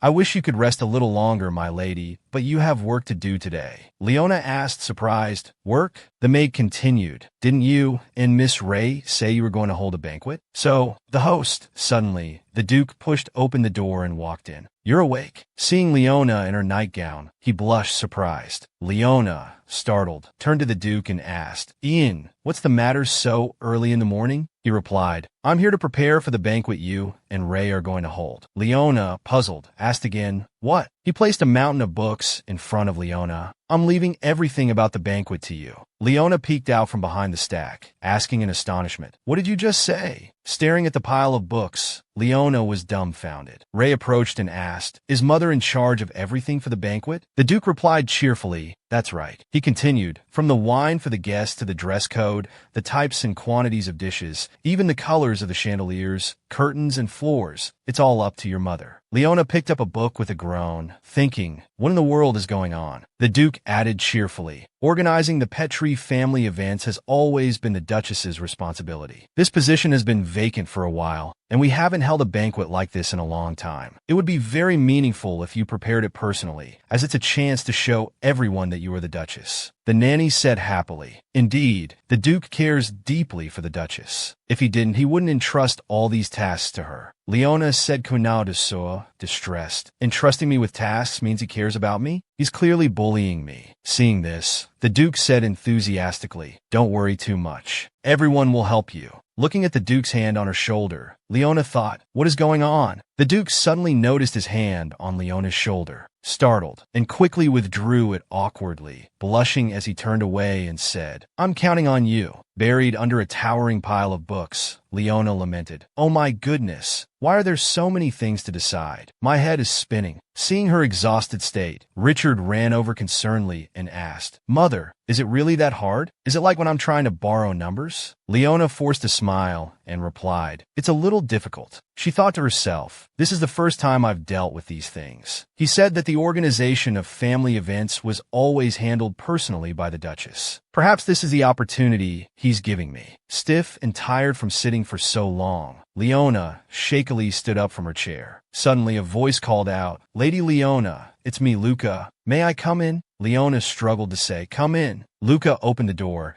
carrying a similarly tall stack of books, and said cheerfully, good morning, Lady Leona. Ray asked in surprise. Luca, what are those books? Luca replied, these are materials related to the banquet. The Duke asked me to come here and assist Lady Leona. Luca placed the tall stack of books on the floor and asked, Lady Leona, are you feeling unwell? You don't look well. Leona gave a pained smile and said, no, I'm fine. Seeing this, Ray asked in a panic, Mother, are you sick? Leona quickly said, no, I'm fine. But Ray still shouted, Mother, you can't get sick. Doctor, call the doctor. The doctor rushed in and asked urgently, Miss, where do you feel unwell? Holding Ray's hand, the doctor asked, do you have a fever? A cough? Are you having convulsions? Ray calmly replied that she wasn't sick. The doctor, surprised, asked again, what? Ray pointed at Leona and said, not me, it's Mother. She's the one who's sick. Leona was sitting on the bed at the time. The doctor said, surprised, I was called here urgently because someone was ill, so I assumed it was the young miss. The doctor turned to Leona and asked, Madam, where do you feel unwell? Ray urged anxiously, Doctor, hurry, hurry. Luca replied, Madam's face is pale. I think she might be dizzy. Leona replied, I'm fine really.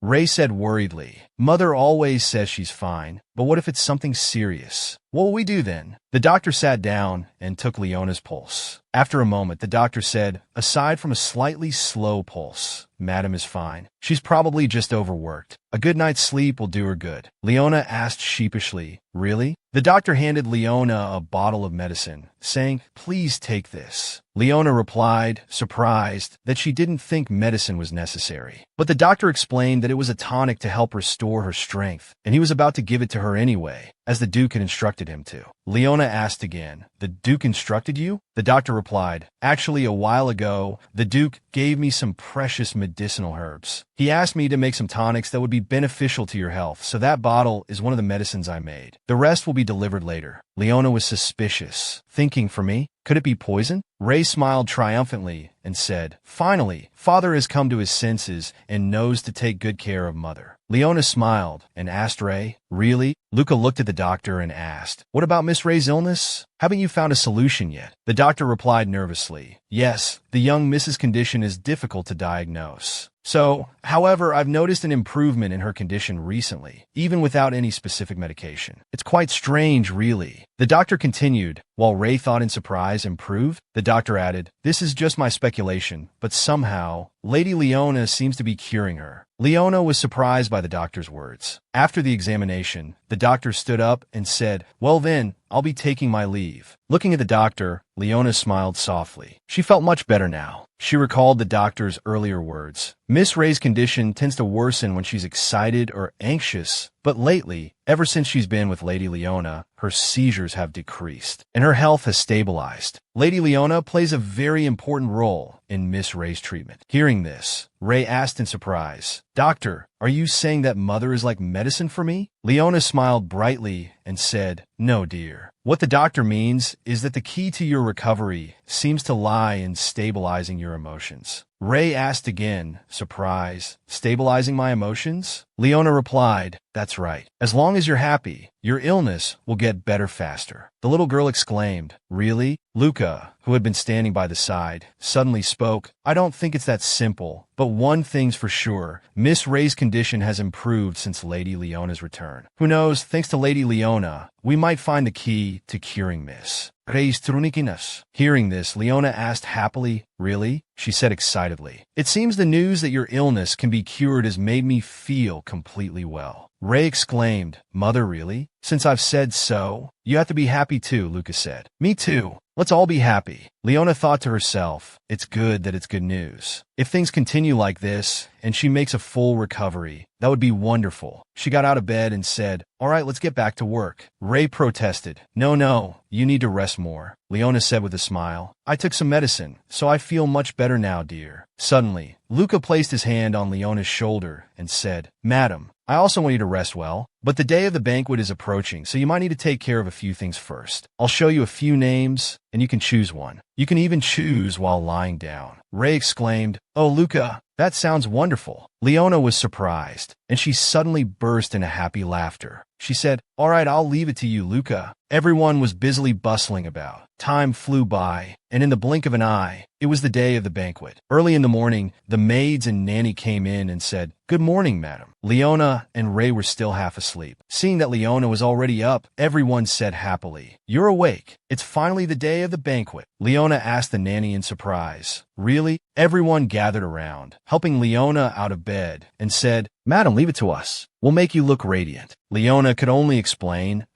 The maids led Leona to the bath, saying, "We used a more fragrant essence than usual, madam." Afterward, everyone applied a face mask and gave Leona a massage. The maids asked kindly, "Madam, are you comfortable?" Leona replied, "Yes." After the facial treatment, Leona looked at herself in the mirror, stunned. She exclaimed, "Wow." Leona turned around and asked, "I almost forgot. Where's Ray?" The maid replied, "Madam, don't worry. The nanny has gone to wake her up." Just as she said that, Leona heard Ray shouting, "I don't like it. I said no." Leona quickly stood up and called out, "Ray." Ray suddenly burst through the door, crying, and shouted, "Mother." Leona asked anxiously, "Ray, what's wrong?" The little girl threw herself in her mother's arms and asked, "Mother, why are you here?" Ray clung tightly to Leona's skirt, crying, "I couldn't find you anywhere when I woke up. I thought you left me again." Leona realized with a pang that Ray was afraid she had left. The child's emotions were still unstable. She thought, "I was too careless." She bent down and said gently, "Ray, I'm sorry, it's my fault." She picked Ray up, and the little girl said, "Mother, don't go. I don't even like the party without you." She comforted her softly. There, Mother isn't going anywhere," Leona reassured her as the little girl cried. "I want to hold Ray's hand when I sleep and when I wake up." Leona kissed Ray's forehead gently. "I'll hold your hand tight, I promise." Ray suddenly opened her eyes and asked, "But Mother, what are you doing here?" Leona said softly, "I'm getting ready for the banquet, and now you should get ready too." The little girl replied, "I want to get ready with you, Mother." Leona said, "All right,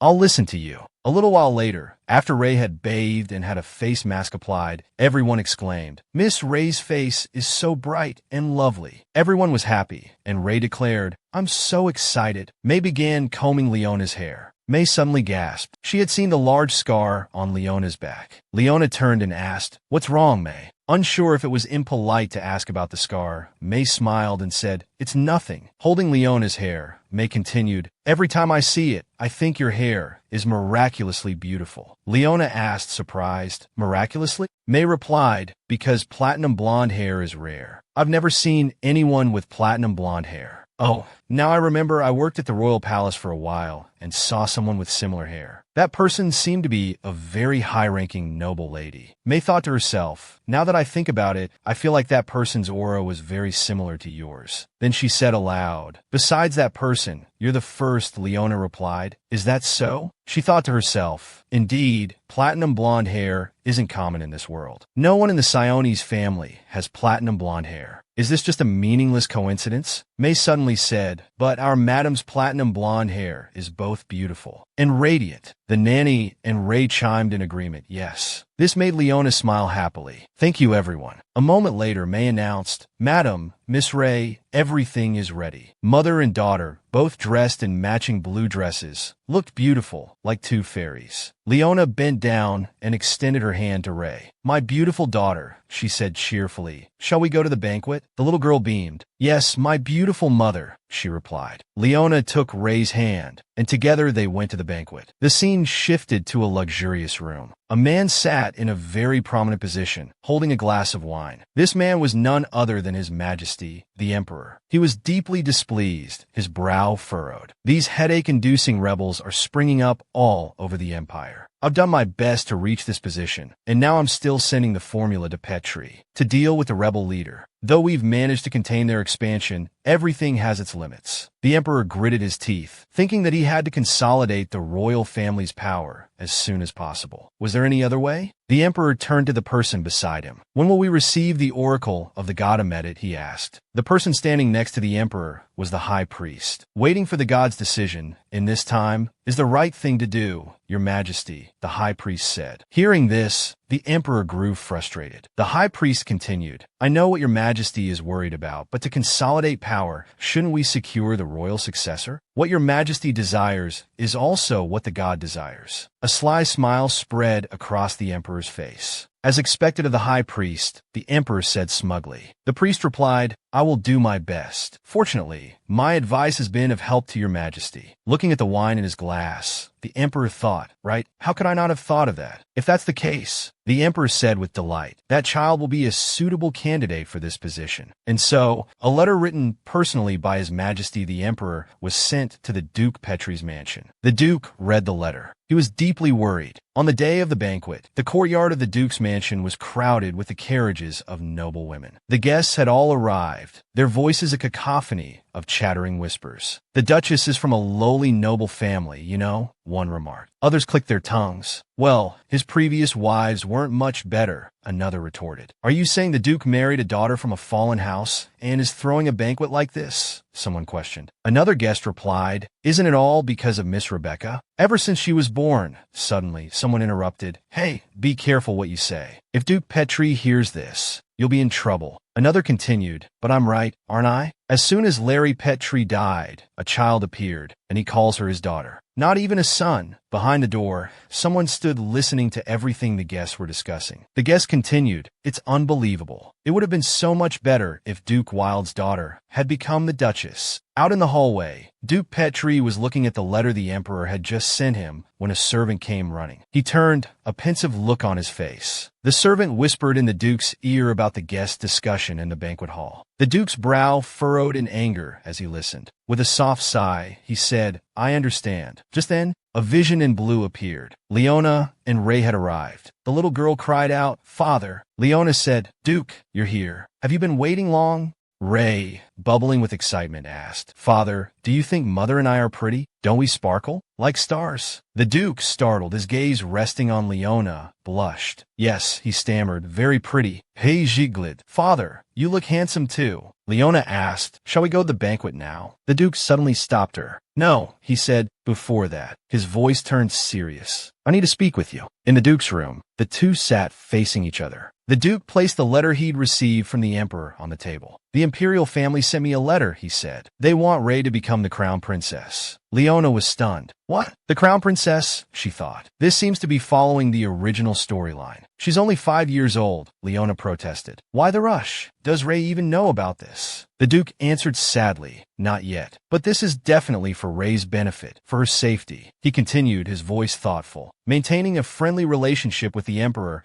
up until now, has been to quell the nobles' rumors about Ray's origins, to prepare an unchallengeable position for her. Now the time has come. If she becomes the crown princess, no one will be able to harm her. Leona thought to herself, father and daughter have finally reconciled, and now this. Can we not avoid the original plot? Leona's voice was suddenly resolute. But I don't think so. The Duke looked surprised. Why? Becoming the crown princess is every young lady's wish. And once she takes that position, no one will dare harm Ray. Leona asked, so you want Ray to become the crown princess? The Duke replied, that's not what I meant, but Leona pressed on. Becoming the crown princess doesn't guarantee her safety. Besides, you're always making decisions on your own. Have you forgotten the previous commotion? Leona's voice was firm. Even if Ray wants it, I will oppose it, because marriage to the crown prince is the reason for Ray's death. Although everything is very different from the original story now, there's no need for us to step into a tragedy we already know. We must eliminate all factors that could lead to disaster. Leona stood abruptly, her distress evident. The Duke thought, surprised. Honestly, I thought she would agree. I didn't expect her to oppose it so strongly. After a moment of thought, he stood up. All right, I understand. You must have your reasons for disagreeing. I'll think about it again. Leona breathed a sigh of relief. Phew, that's a relief. At least we both agree that Ray's happiness is the most important thing. She said, all right. Suddenly, a voice called from outside the door. Your Grace, the lords and vassals wish to see you. The Duke replied, very well, let them in. The guests entered the room, bowing with their hands crossed over their chests. It is an honor to see you, Your Grace, they said. Duke Ian Petri addressed the assembled nobles. I trust you all understand why I've called you here today.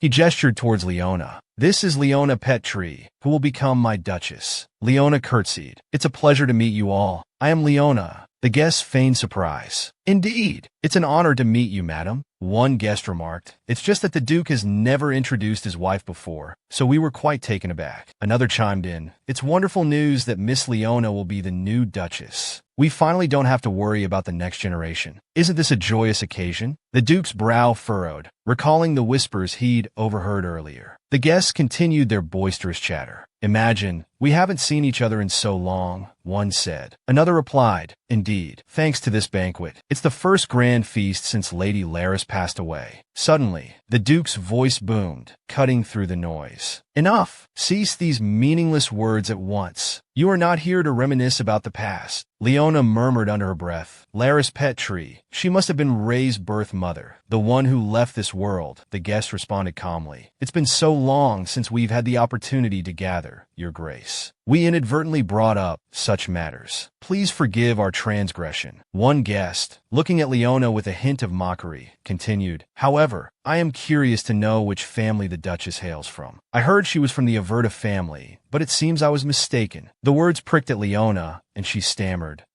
The Duke's voice cut in sharply. Does it matter? The guests were taken aback. What? To be a member of the Petrie family? The Duke's response was cold. The Duchess needs no support from her family. He added, with a pointed look at the guest who had spoken, I thought you would relish this. Why aren't you objecting now? The guest retorted, Your Grace, how can you say such a thing? We do this for you, for the glory of the family. The Duke took Leona's hand. Enjoying glory twice will ruin the entire family. He bowed, kissing Leona's hand, and looked at her with affection. Now that the greetings are over, shall we proceed to the banquet hall? He led Leona away, leaving the guests standing there. He tossed a few words over his shoulder. This is a banquet for the Duchess. Please enjoy yourselves. The guests were left stunned, their faces pale with shock and disbelief. As the Duke escorted Leona to the banquet hall, she asked anxiously, Are you sure this is all right? The Duke replied calmly, I am the Duke. What could possibly be wrong? Leona was still anxious, but the Duke reassured her cheerfully, It's fine. You don't have to worry. Ray has been waiting for us. Let's go. Hearing this, Leona smiled happily. All right. Hand in hand, they entered the banquet hall. The butler announced, Duke Ian Petrie, Duchess Leona Petrie, and Miss Rebecca Petrie. The room fell silent, and everyone bowed respectfully. Leona, feeling the weight of all eyes upon her, nervously asked the Duke, What should I do now? Your Grace, you don't have to do anything. Just be yourself, as you always are. Aren't you always confident? Leona was momentarily speechless, but she began. Ray tugged at her hand. Mother, smile. The Duke raised a hand and announced, Today's banquet is to formally announce that Leona Petrie will be the Duchess of the Petrie family. Please, everyone, enjoy the banquet. Leona forced a smile, her nerves still on edge. Be confident, she told herself. I can do this. Soft music began to play in the banquet hall. The Duke chatted amiably with the guests. Watching him from afar, Leona thought, he truly is the Duke. He carries himself with such natural grace when speaking with the nobility. I must learn to do the same. Leona sighed uneasily. Can I really do this? Ray tugged at her hand again. Mother, you've already greeted everyone. Let's go dance, Mother. She beamed. All right, let's dance together. As they made their way to the center of the hall, guests surrounded Leona, addressing her as Duchess, leaving her slightly overwhelmed. Some expressed their delight at finally having the opportunity to speak with the new Duchess and Miss Rebecca. Leona began to perspire nervously. The woman continued, her voice dripping with false sweetness. Even if the Duchess comes from a fallen family, what does it matter? The Duke still deeply loves the Duchess. That's why he held this banquet, isn't it? The others chimed in agreement. Indeed, this is the first time I've seen Miss Rebecca. I've always been curious, but I've never had the chance. Ray, intimidated, hid behind Leona. The woman sneered. Regardless of her background, a young lady is a young lady. She should have the qualities befitting her status. Hiding like this is unacceptable. Ray, peeking out from behind Leona, looked fearfully at the surrounding faces. They were like vultures, circling and mocking them. Seeing this, Leona's voice rang out, sharp and clear. What do you think you're doing? The guests hastily backpedaled. We didn't do anything. We were just greeting the Duchess and the young Mississippi. Leona's eyes flashed. Greeting? Is this how you nobles greet people? Her voice turned icy, daring to comment on the young Mrs. background in front of the Duchess. You dare to belittle the bloodline of Miss Petrie, the Duke's legitimate heir? Just who is lacking in noble qualities here? One guest sputtered indignantly. How dare you? But Leona pressed on, undeterred. The Duke has already stated that anyone who dares speak ill of me Ray, or the ducal family will be severely punished. She added, with a touch of steel in her voice. Let me see. What else did he say? Oh, yes, something about having their tongues cut out. The guests paled, sweat beading on their brows, their words catching in their throats. Ian, Leona called out, feigning a summons. You should come here and deal with these. The effect was instantaneous. The guests flinched, trembling with fear. Duchess, Miss Rebecca, we apologize, they stammered. We'll leave now. They scurried away as quickly as their fine clothes would allow. Leona fumed inwardly. Let that be a lesson to them. How dare they utter such garbage and call it a greeting? Ray tugged at her hand. Mother! The little girl beamed. Of course, Mother. You're the best. You were so cool.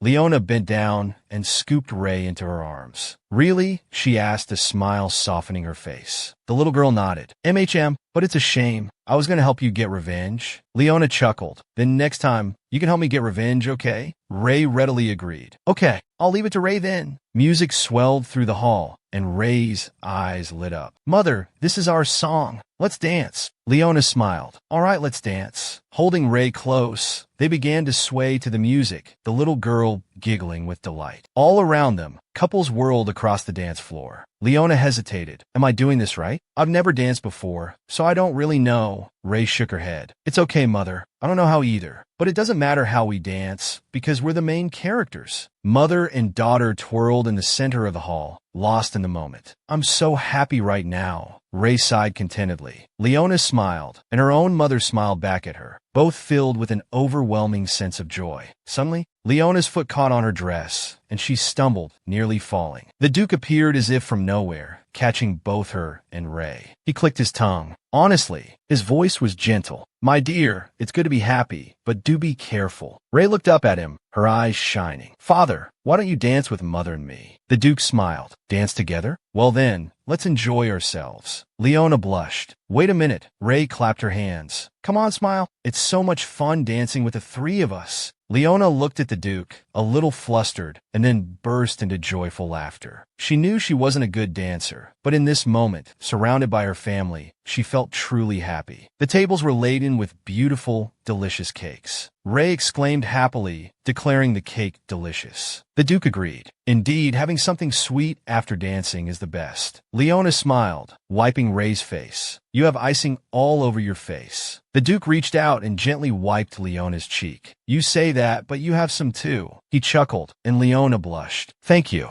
Suddenly, a thought struck her. Did you send blue roses to Miss Astra as a gift? The Duke looked surprised. Blue roses? What are you talking about? Leona lowered her head, a pang of sadness hitting her. If the Duke has fallen for someone else. Suddenly, a voice called out, Duke-ian. Miss Astra had arrived. Congratulations on your new family. Your Grace, she said, her voice smooth as silk. I've come bearing a gift from the Avarilda family. Ray, pointing at her, exclaimed, Oh, that dung beetle actually came. Leona couldn't help but stifle a laugh. Astra's face flushed crimson. Zumbitang. She forced a smile, her voice tight. Along with this congratulatory gift, I bring a message from my father to Duke Petrie. We still maintain amicable relations with you. The Duke set down his glass. Amicable relations? He scoffed. Before sending gifts, shouldn't the Avarilda family do something first? Astra blankt, feigning surprise. What do you mean, Your Grace? The Duke's voice turned glacial. Weren't you planning to harm our Ray? Have you forgotten so quickly? You should apologize directly to my daughter. As should I. Astra stammered, a flicker of fear in her eyes. Now, the Duke stated coldly. Right here, right now. Apologize. We'll discuss the other matters later. Ray, emboldened, added, That's right. You also ordered Lily and Lena to insult my mother. Apologize now. Mother Leona is officially the Duchess. You should apologize and sincerely admit your mistakes in front of everyone. Astra squirmed under their combined gazes. Why would I make the children do that? She denied. What are you talking about, Madam Duchess? Damn it, she cursed inwardly. This is getting complicated.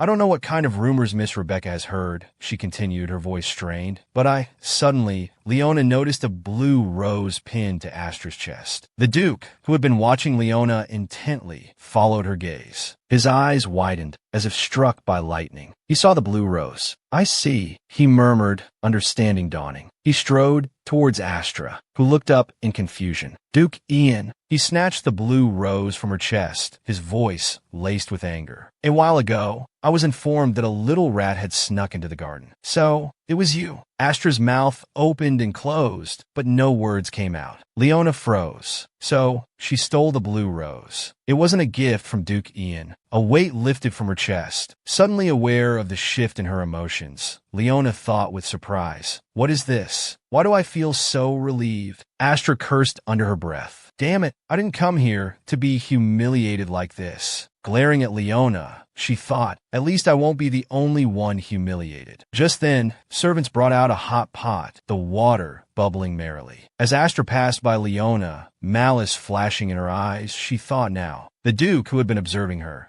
noticed the glint of malice and suddenly shouted, "Ray, danger! Come here!" He pulled Leona into his arms, shielding her. Astra's movement had nearly caused the servant to spill the hot pot onto Leona. Instead, the entire contents splashed onto Astra, who shrieked in pain. The servants and surrounding guests gasped, frozen in horror. Speechless, Ray commented nonchalantly, turned into a pile of dung. Astra was drenched in hot chocolate. "How dare you humiliate me in front of everyone?" she shrieked, her voice dripping with fury. Suddenly, Astra's father, Duke Vieira, burst into the room. "What happened here?" "Father," Astra cried, bursting into tears. Duke Vieira explained that he had been worried about his daughter being alone and had come to check on her, only to witness this humiliating scene. "What is the meaning of this?" Duke Ian spoke calmly. "Duke Vieira, please calm down. I apologize, Miss Astra, but this was merely a servant's clumsiness. I will discipline them severely later." Astra's eyes blazed with fury. Clumsiness? Was it really clumsiness? Or did the Duchess conspire with the servant to humiliate me? Leona gasped. "What are you talking about? You jerk! Hey, shote indignante. My mother would never do such a thing. I would never do such a thing," Leona said, her voice rising in disbelief. "Why would I humiliate Miss Astra?" Astra's voice dripped with venom. "Because I almost became the Duchess. You wanted to humiliate me. Why are you doing this to me?" She lunged forward, hand raised to strike Leona, but the Duke caught Astra's wrist in a vice-like grip. "Enough!" The Duke turned to Astra, his voice dangerously low. "Miss, how do you intend to treat my family? Or perhaps you no longer desire this arm?" Astra, her face contorted with rage, spat. "What do you mean? You're treating me like this because of a lonely, insignificant woman like her?" The Duke's brow furrowed, his anger barely contained. "Are you truly courting death?" Astra's father rushed forward, his voice trembling. "Duke Ian, please stop." But Ian's voice was like ice. "Even if you were Miss Astra's, my patience has its limits." He flung Astra to the ground, a shriek escaping her lips. His voice resonated with unwavering authority. "Leona is the Duchess. You will not treat my wife this way. If this happens again, I will consider it a declaration of war by the Averilda family against the Petri family." Astra's father protested. "Duke Ian Petri, why are you doing this?"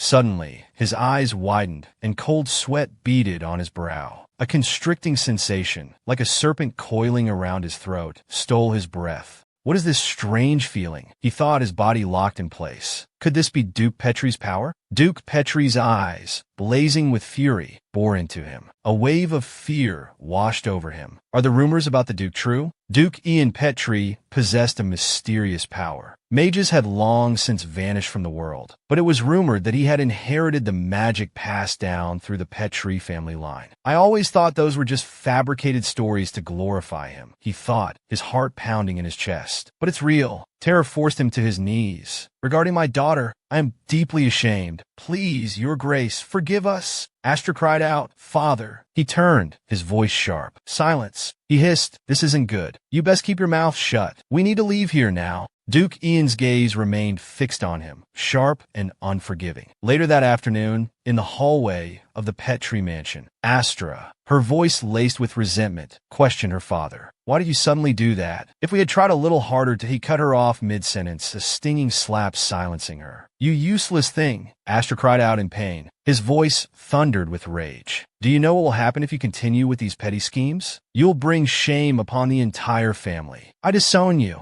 Get out of my sight." Astra's heart ached. She knew her father had every right to be angry. She had never lived up to his expectations, not once in her life. She recalled Duke Petri's grip on her wrist, the fury in his eyes. How do you intend to treat my family? And then her father's scathing words echoed in her ears. Do you know what will happen if you continue with these petty schemes? You'll bring shame upon the entire family. I'm completely cornered, she thought despairingly. What am I supposed to do now? Suddenly, Leona appeared, her voice soft. Miss Astra. Astra turned, her face a mask of pain. Duchess, she scoffed. What are you doing here? Are you here to mock me? Is the banquet that boring? Leona held out a handkerchief. Astra stared at it, momentarily speechless. Leona's voice was gentle. I've prepared a carriage for you. It's waiting at the main gate. Astra's eyes widened in surprise. I can't believe she's still humiliating me. Even now, she thought, her pride stinging. She says she prepared it herself, she muttered. I won't thank you for it, Duchess. With that, she turned and walked away. You're the hostess of the banquet. Go back and enjoy yourself. Leona watched her go, a flicker of sadness in her eyes. The Duke appeared beside her. Are you all right? Leona had been there, unseen, as Astra's father berated her. She had heard everything, witnessed the slap. A pang of sympathy resonated within her. Astra just wanted her father's approval. With a slight bow and a touch of sadness in her voice, Leona replied, I'm fine. Let's return to the banquet. Neither of them noticed Astra, still lingering nearby, hidden from view. Arm in arm, they walked back towards the ballroom. Seeing the lingering sadness in Leona's eyes, the Duke asked, his voice laced with concern. Are you truly all right? Leona managed a small smile. I really am. The Duke gazed at Leona, still concerned. They re-entered the ballroom. Papa, Manga. Ray's voice rang out, and she rushed to embrace Leona. Is that Mina gone? Leona smoothed Ray's hair. Yes, she is. I'm sorry I left you alone. Ray's face brightened. I wasn't alone. The servant stayed with me, and I'm strong now, so I'm not scared to be alone anymore. Suddenly, a worried frown creased her brow as she turned to Ian. But Papa, His Majesty the Emperor, he did acknowledge me as your legitimate child, right? The Duke confirmed. Of course, you are my daughter. The little girl pressed on. Then those people who said I wasn't part of the Petrie family are really bad. Do they think His Majesty is a liar? Am I wrong? The Duke's face hardened.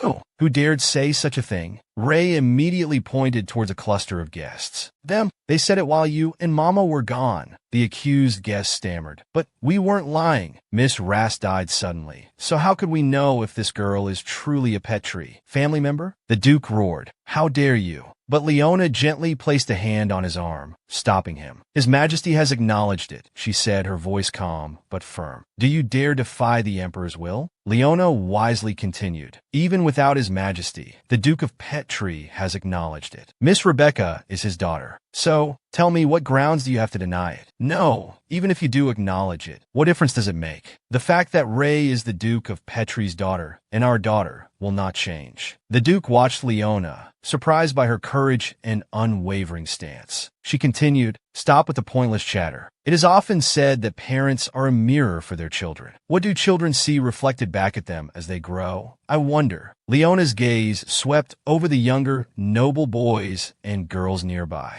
The guests, glancing at their own children, fell silent. The Duke, still wide-eyed with surprise, heard Ray exclaim, Papa, Mama's so cool. Don't you think so? A smile touched the Duke's lips. Yes, he agreed. Your mother is very cool. The Duke reminded everyone of the purpose of the banquet. Then he declared, Leona Scion is acknowledged as the Duchess of the Petrie family, a member of this house. In the future, if anyone dares to question my choice of Duchess, as the head of this family and the Duke of Petrie, I will not tolerate it. He continued, the same applies to this young lady. Remember this well? The guests bowed their heads respectfully, remaining silent, not daring to utter a word. Suddenly, Leona's attention shifted, her gaze drawn to a particular direction. Those are the two children who came to play with Ray the other day. The two children looked at each other, as if in silent consultation, then nodded in agreement. The two children approached Ray, addressing her as Miss Rebecca. Ray suddenly recognized them, pointing and exclaiming, Aren't you the ones who made fun of me and Mama last time? The two girls hesitated. Greetings, miss. I am Lily, and this is Ray. Ray turned away, a huff in her voice. Are you here to cause more trouble? The two girls bowed deeply. We apologize for our behavior the other day, Mississippi. We were merely parroting what we heard from the adults. But, to be honest, we truly wanted to be friends with Miss Ray. Because we always act superior and think we are so great, it's hard to make friends. And because of our ignorance, we sincerely apologize for our disrespectful behavior towards the Duchess and yourself. Ray turned back to them surprised. The little girl replied, admitting that she also really hated being friends with people who acted like they were better than everyone else. To be honest, sometimes I'm also disobedient and think I'm the best. But I made a friend who understands the real me. Suddenly, Ray extended her hand. So, both girls looked at her outstretched hand, astonishment evident on their faces. Hey, Biamid, I want to be friends with you too. Miss Rebecca, both girls exclaimed in surprise. Overcome with joy, the two girls, on the verge of tears, hugged Ray tightly, repeating their thanks. Please take care of us from now on, miss. Ray, radiating happiness, replied, we're friends now, right? Yes. This is wonderful, the girls responded. Watching Ray's joy, both the Duke and Leona smiled, their hearts filled with warmth. Later that evening, back in the mansion, Leona stretched luxuriously. Finally, she sighed, it's over. Sitting on the bed, she turned to Ray. Did you have fun at the banquet today? He nodded enthusiastically. Yes, it was even more fun than I thought it would be, and I got to show off Mama. Leona pulled Ray into a hug. Really? She asked, thinking, I didn't expect her to be so happy. Ray had proudly told her two new friends all about her mother during the afternoon festivities. A thought struck Leona. Now that I think about it, Duke Ian suddenly disappeared as soon as the banquet ended. Is he still thinking about work at this hour? Ray shook her head. If it's Papa, he's probably gone to get a painter. Leona blinked. A painter? Ah, Ray confirmed. That's why we're dressed like this. Suddenly, a voice called from outside the door. Leona, may I come in? The Duke entered, a painter in tow. Excuse me, Duchess, the painter murmured. A flurry of activity ensued as a group of artists rearranged the room, preparing for their work. Leona's eyes widened, taking in the scene. Leona, the Duke directed, please sit over there on the sofa. She stared, bewildered. Over there? What are they doing? Ray, hugging her, chirped excitedly. Mama, they're going to paint a portrait of us. A portrait? Leona echoed, still surprised. Tugging Leona towards the sofa, Ray explained, yes, a family portrait. With such a pretty mama and such a cute daughter, isn't it normal to have a portrait painted? She gently pushed a still puzzled Leona onto the plush cushions. Sit here, Mama. The little girl clambered onto a chair and, with a cry of "and me," jumped onto Leona's lap. Just like this, Ray declared. Leona chuckled. Always by Mama's side, right? Right, the little girl affirmed. The Duke suddenly asked Ray, where's your Papa? The girl giggled mischievously. All right, Papa's part of the family too.